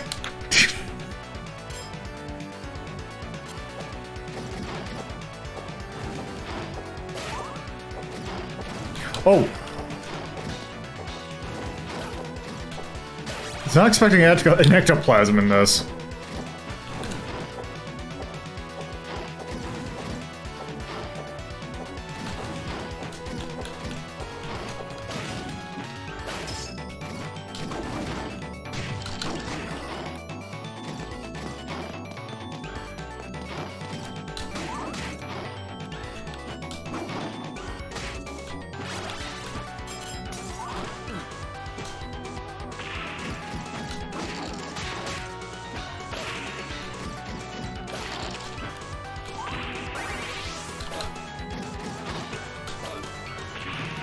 The fresh hell is this? Okay, I guess...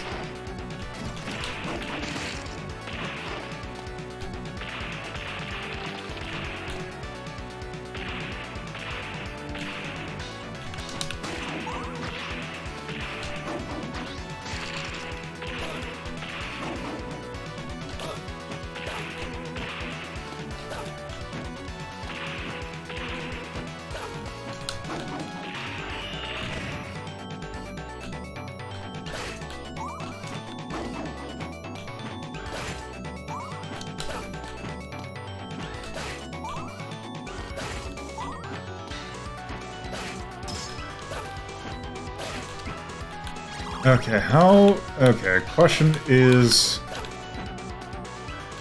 Oh, I can't. Okay, what are the odds that I can beat this with 3 health?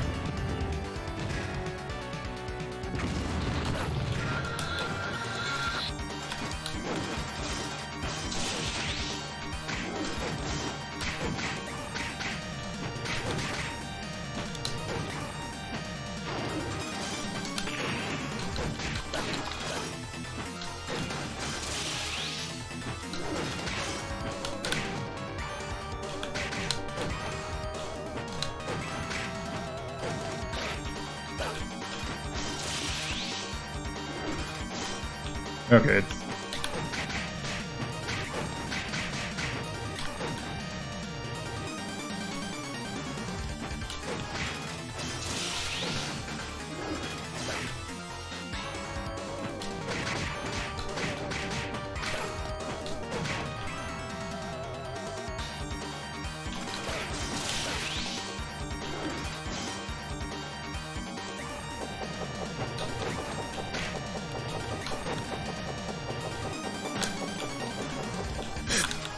Okay. It's supposed to be like a Vandal Sword or like... Oh, those weird enemies from the Metroidvanias. Oh shit. Last hit. Yep. Alright.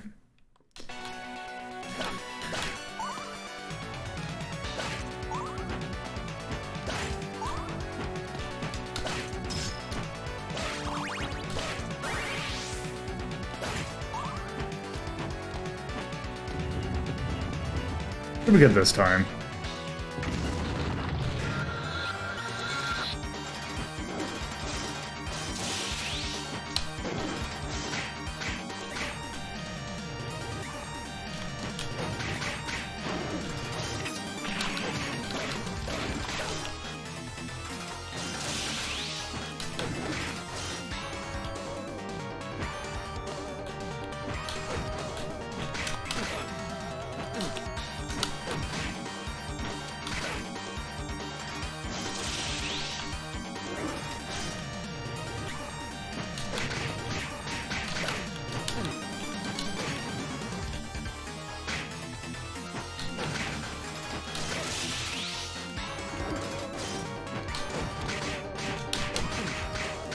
That should do it. There we go.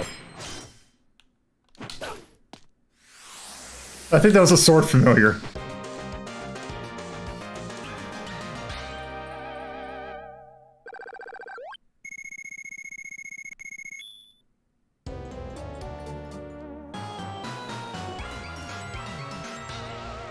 All right. I think when I remember what, because I originally had, this is actually the only of the Rebirth games that I remember originally having on the Wii. And if I remember correctly, I think this is actually the only, actually, I think that last stage was actually the one that I couldn't beat. Also, this is another weird choice for song. This is the loading music from Castlevania Chronicles.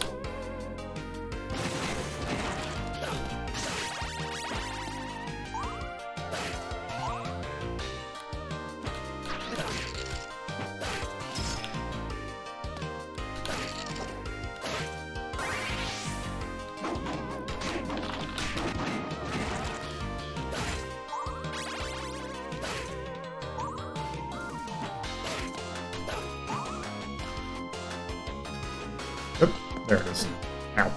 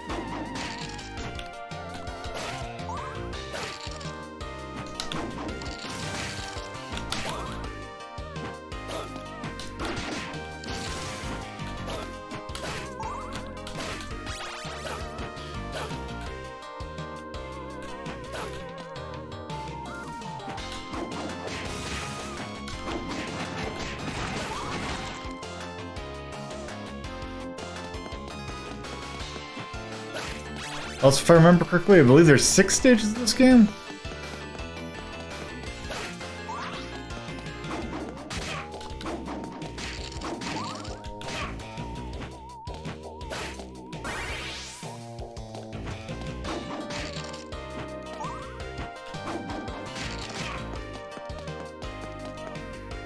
Also, a fun thing about this song is that it actually doesn't sound that much different than the original because the Sharp X68K had this sound chip that it's emulating.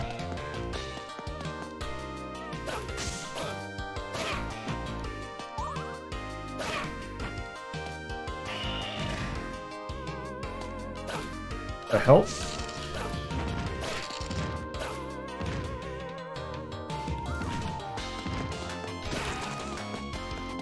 I don't like the look of this.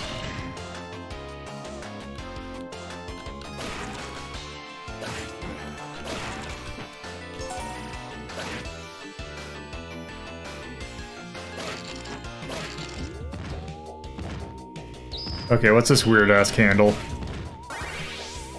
Oh, just... another one of these?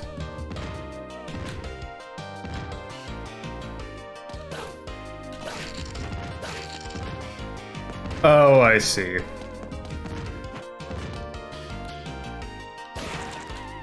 It's gonna be one of those Super Mario Bros. Levels where I have to go the exact same route. Or the exact route. Holy shit.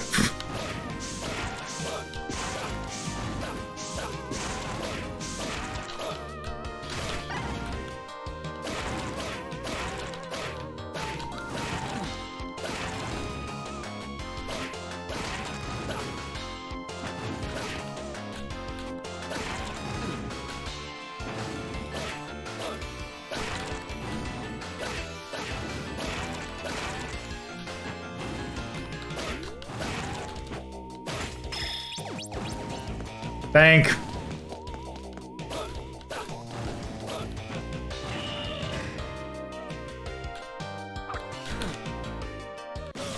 God damn it.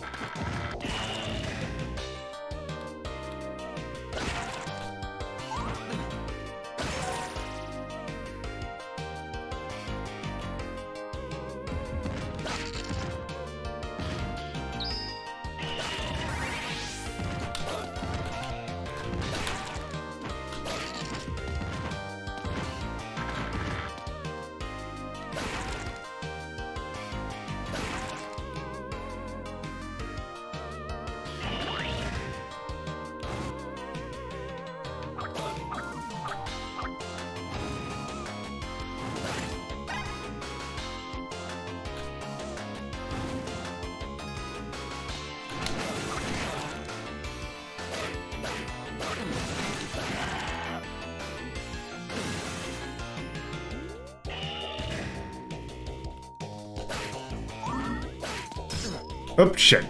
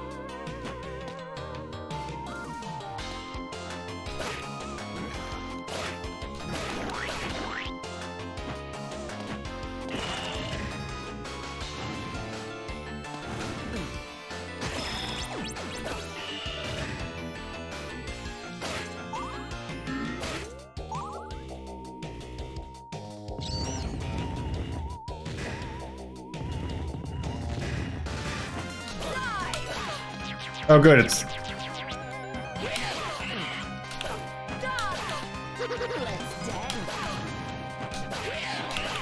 Damn it.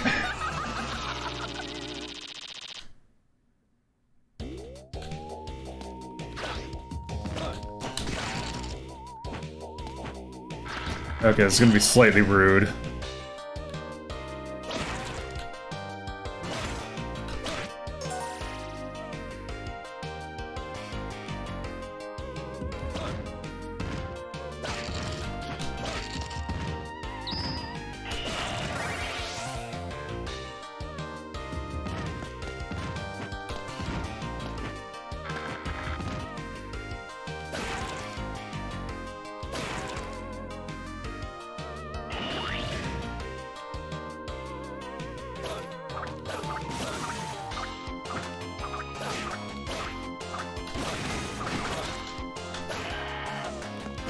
God damn it.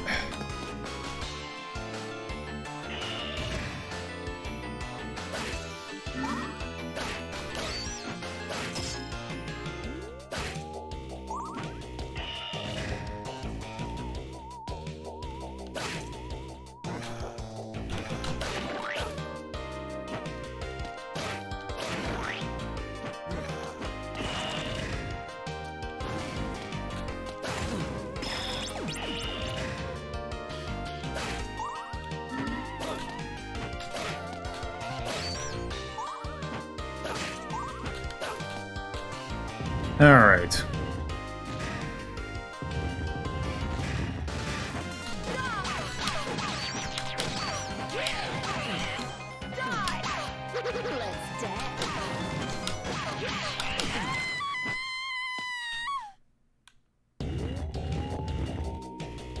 Okay, we're at least past that point.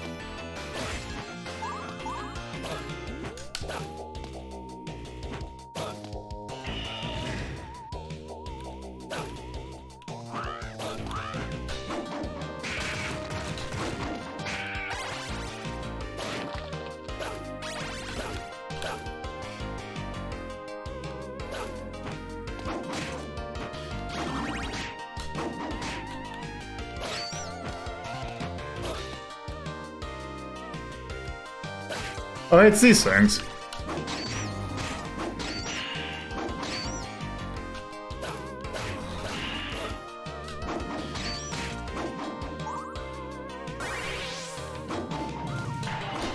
I see.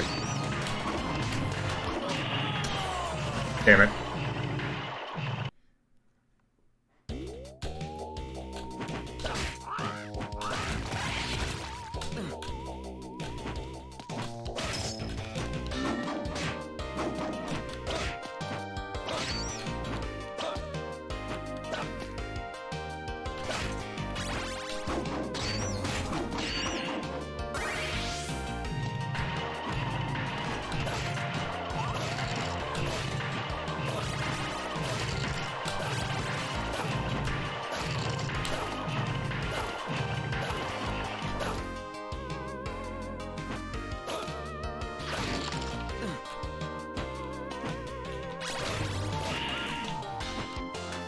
So we've hit the point where things are now doing 2 pips of damage per hit.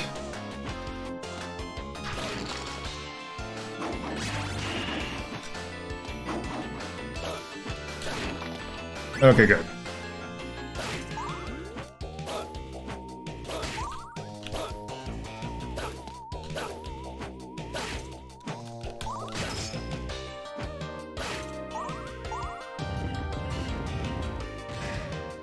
Alright, what is the boss of this?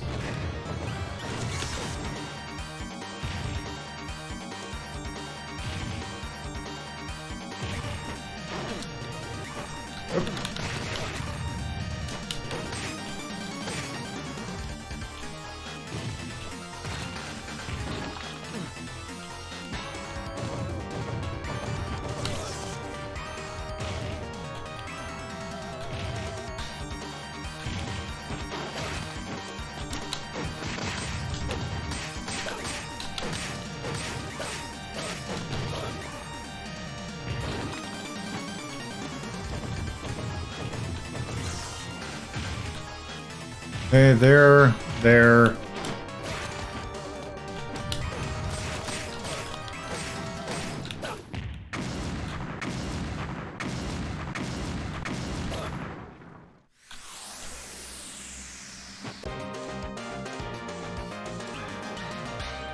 All right.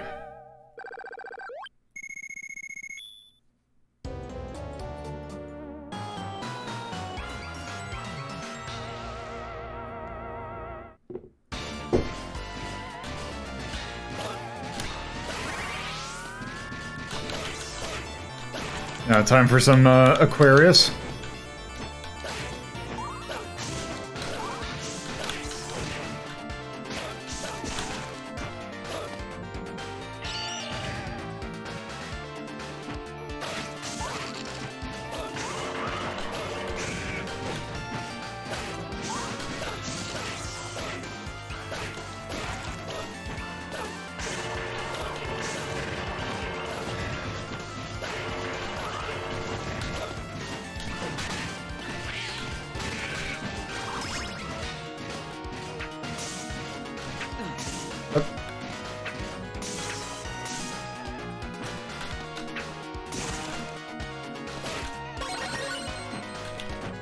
Right, I got an extra life.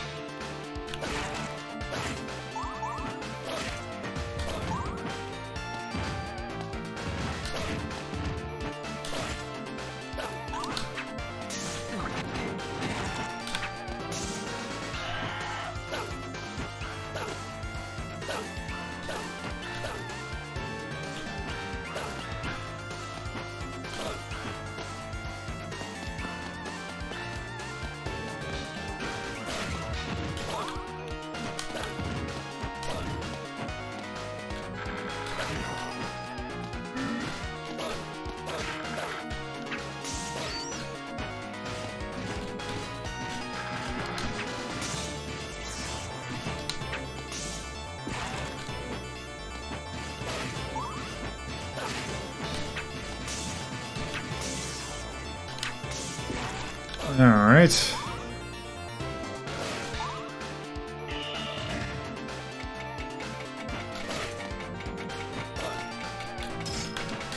Okay, I actually think that this might actually be better for this than the holy water.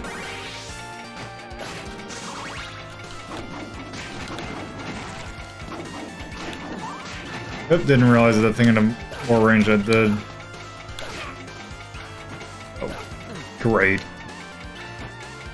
I mean, I know it's a clock tower, but... Oh. Well, I'm not getting that action figure.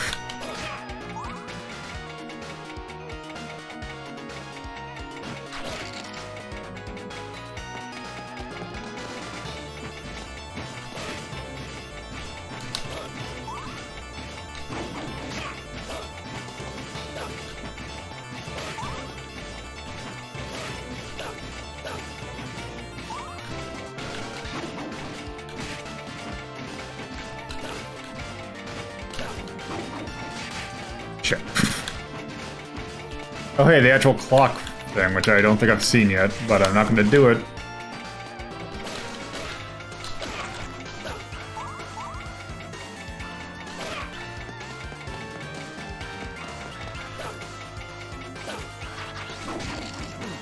Shit.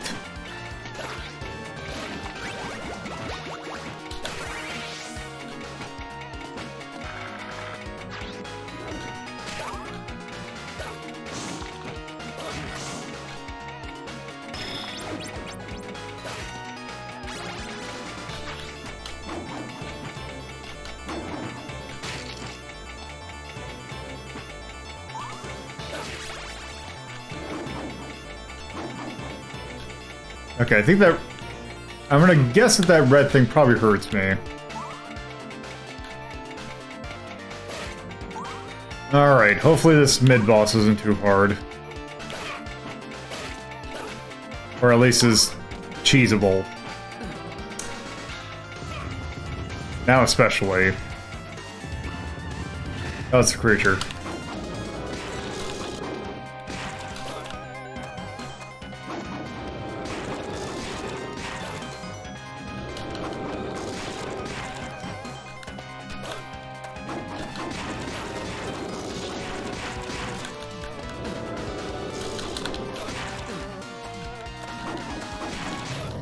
Okay.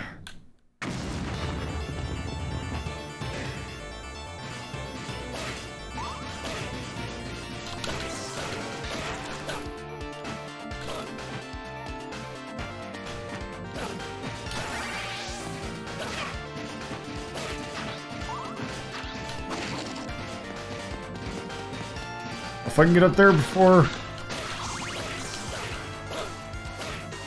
There we go.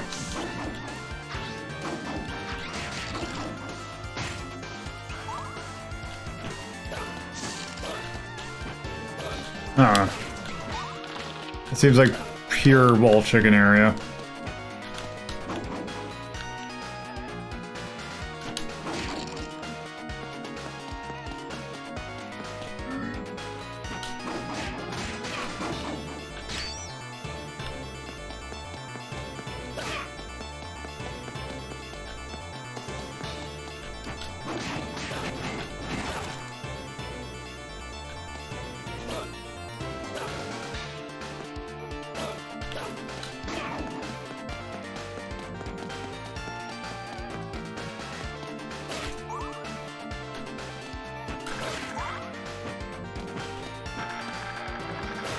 That is tricky.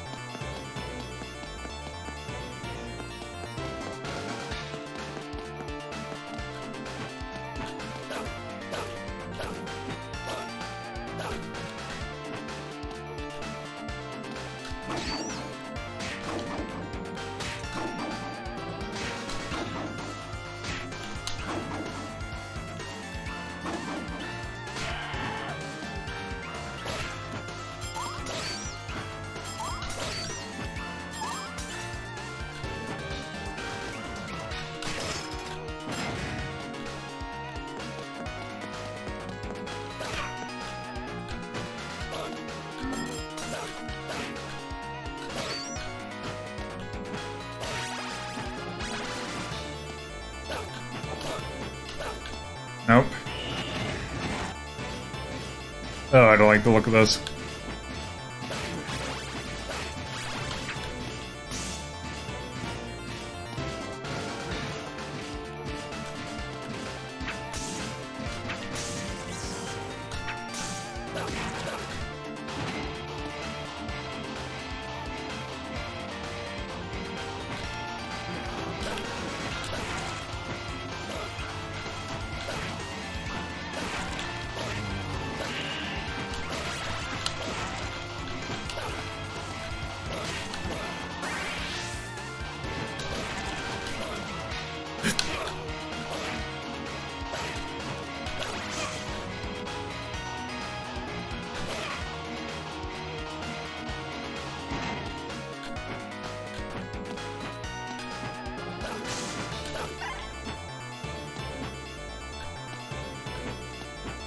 I'm pretty sure that's a check. This little glowy pillar is a checkpoint.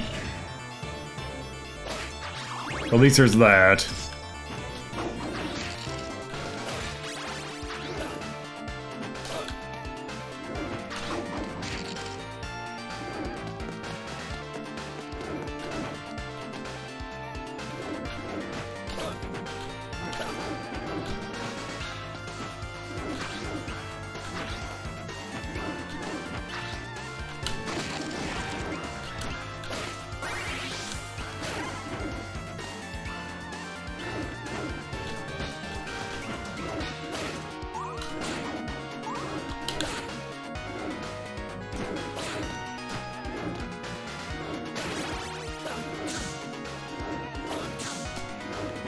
Damn it.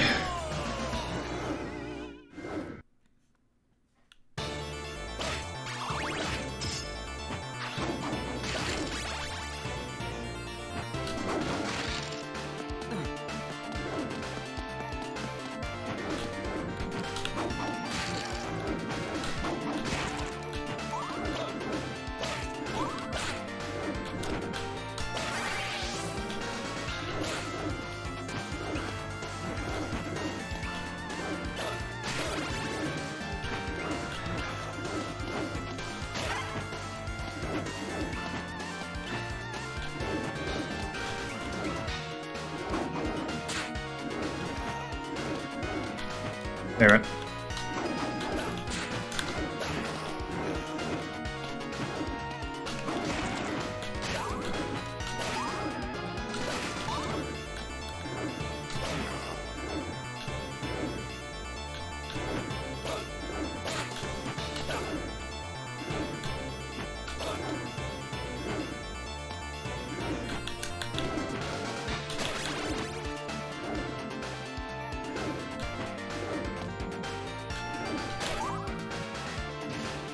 All right.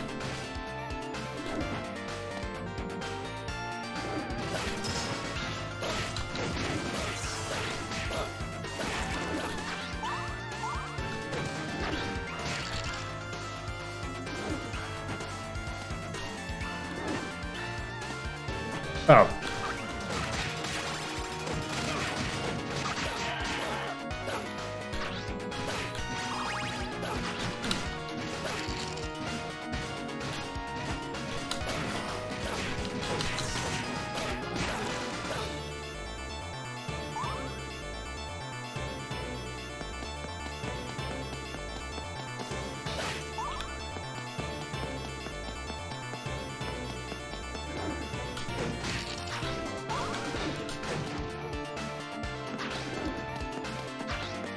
Did you get? Okay, good.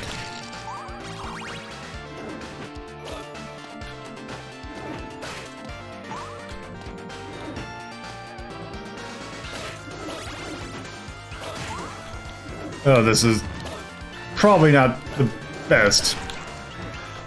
Okay. Oh, where is it? I heard a raven. Son of a bitch.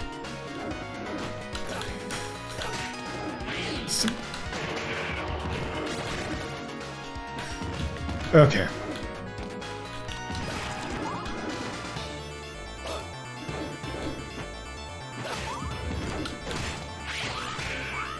Nope.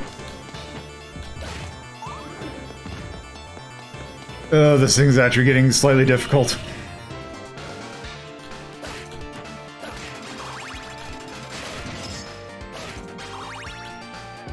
Alright.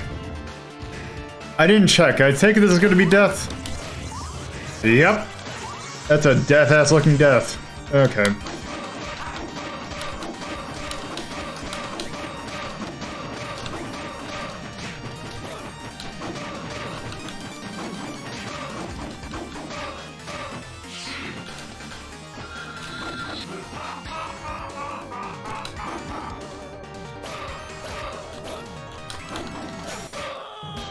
God. Okay.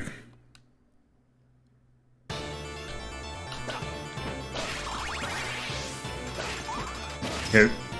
This should be doable.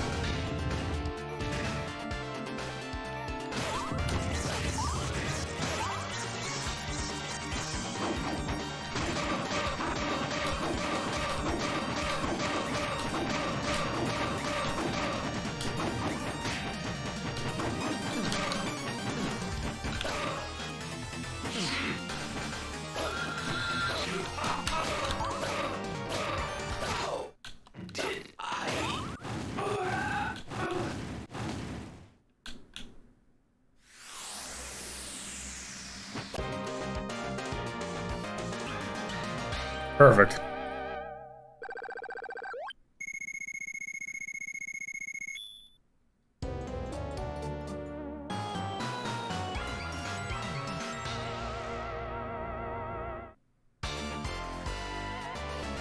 Alright.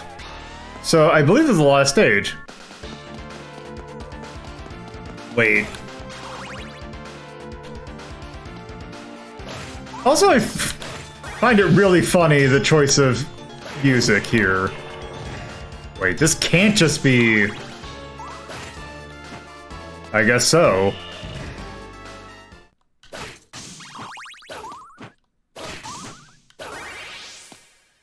Okay.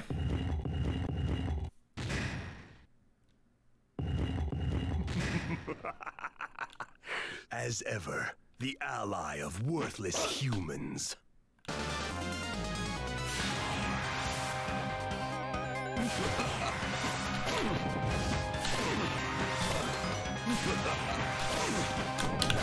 Okay, I can destroy it.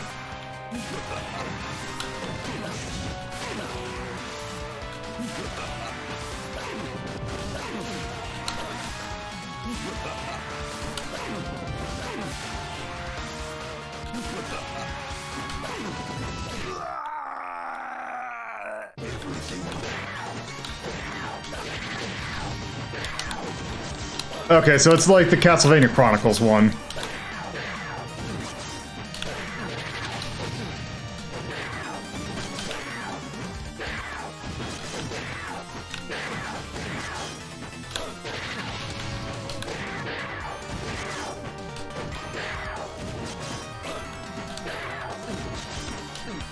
Shit.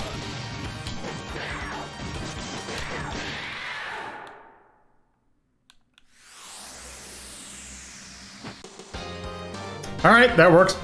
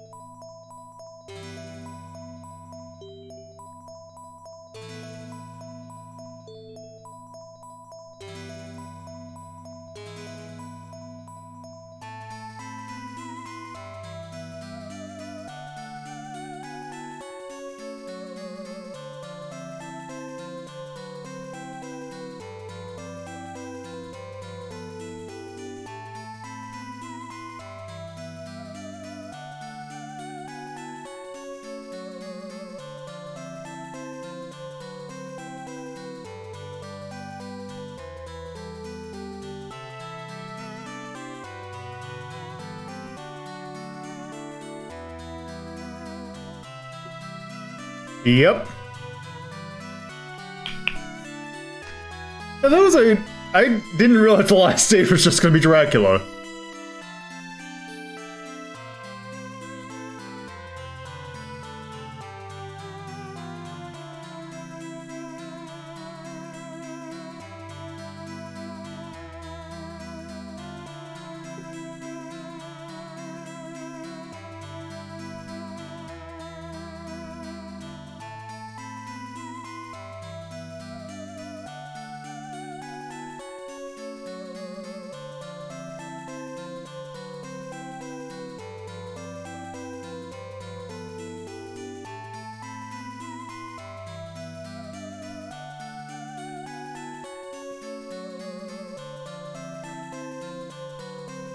Well, it's a remake of the Game Boy game.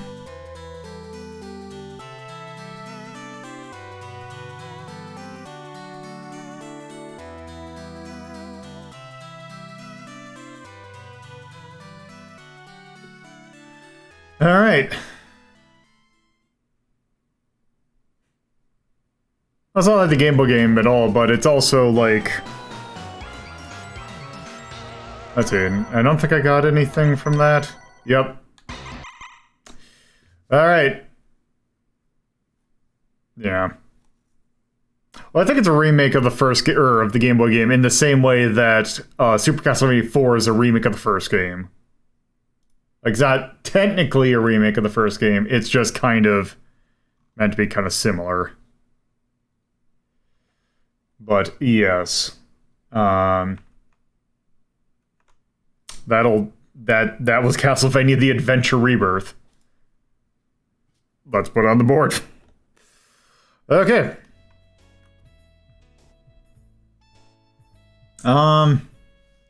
So I guess in this case, let's go ahead and do the comparisons to the other Castlevania games. Okay, starting from the bottom. Castlevania The Adventure, right there. This is definitely better than the original Castlevania The Adventure. I'd also say it's better than Simon's Quest. I'd also say it's better than Belmont's Revenge. And by Belmont's Revenge, I mean Belmont's Revenge and not Belmont's Revenge.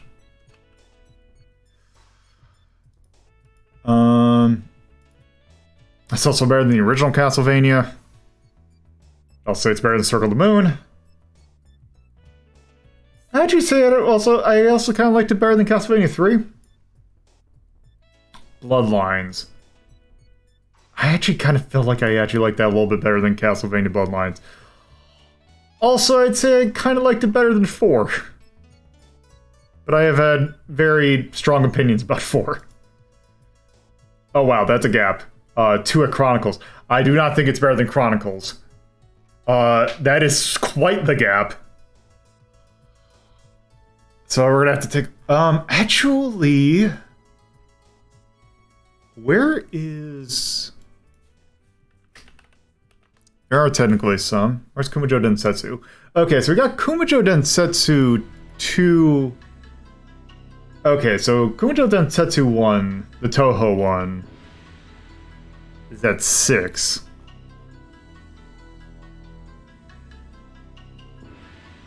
Let's look at 5. Crash Bandicoot 2, Darkula, Freedom Planet, Incredible Crisis, Penguin Adventure. Let's look at 4. Yeah, I feel like Kumajo Densetsu 2 is kind of slightly better. I'm thinking 5.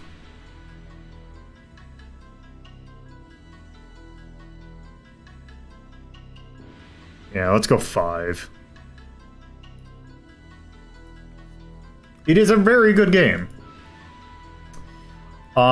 Definitely thumbs up for music. Gameplay, it's probably about as best as the classic Vania is gonna feel.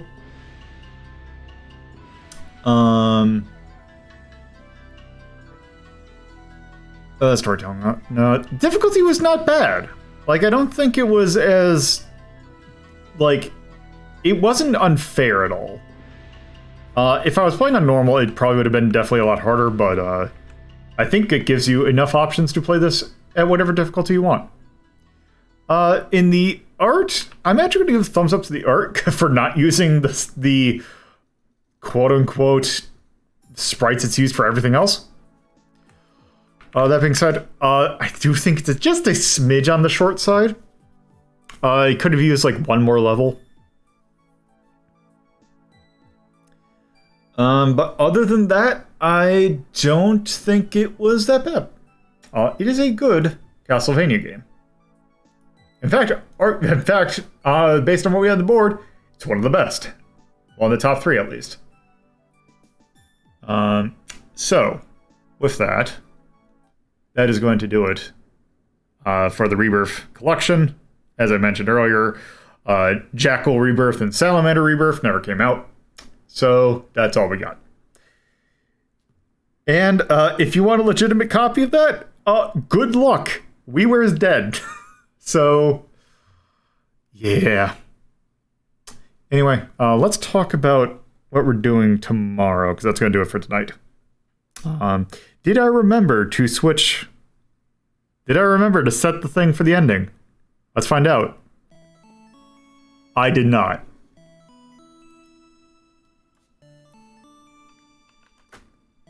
I forgot what I called this. I think it's this episode is missing. Or no longer missing.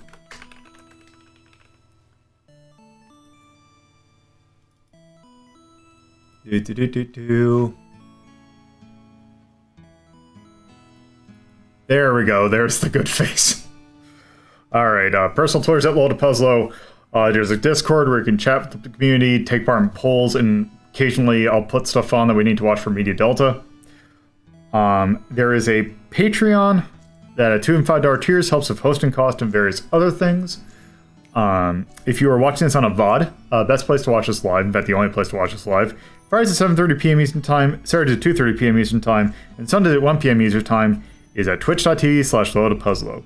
If you do want to watch a VOD, you can watch them on Twitch, but the best place to watch them is at youtube.ldp.life, where these episodes will get uploaded at 1080p quality. This one will go up on Monday. These are uploaded Monday, Wednesday, Friday. There's also 2 exclusive shows for that show up on the YouTube and the audio channels, that being Media Delta and Hazeltown Story. If you want to figure out how to listen to those on your podcatcher, go to radio.ldp.life. It'll show you how to get in your podcatcher. You can also look up WLDP Hazeltown Radio. That'll get there. Media Delta and Hazeltown Story will get uploaded 8 a.m. Eastern on Thursdays. So tomorrow, the episode that is now, it's happening unless something gets announced within the next 8 hours. We are taking a look at some games that were originally about sidekicks. But yeah, we're taking a look at Mario is Missing and Yoshi's Island.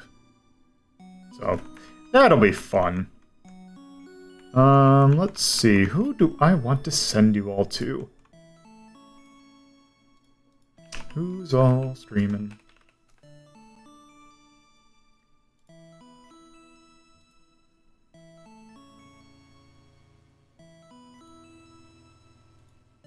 Ashes.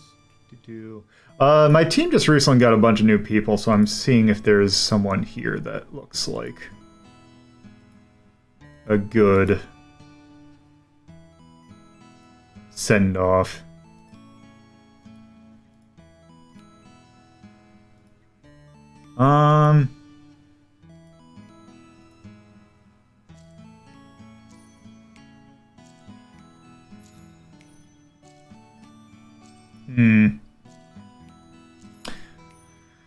Not sure. I think I'm just going to send you to a good old standard. I'm going to send you all over to Lucky Bun, who is playing something called Lost in Random, which I've heard a lot of good things about.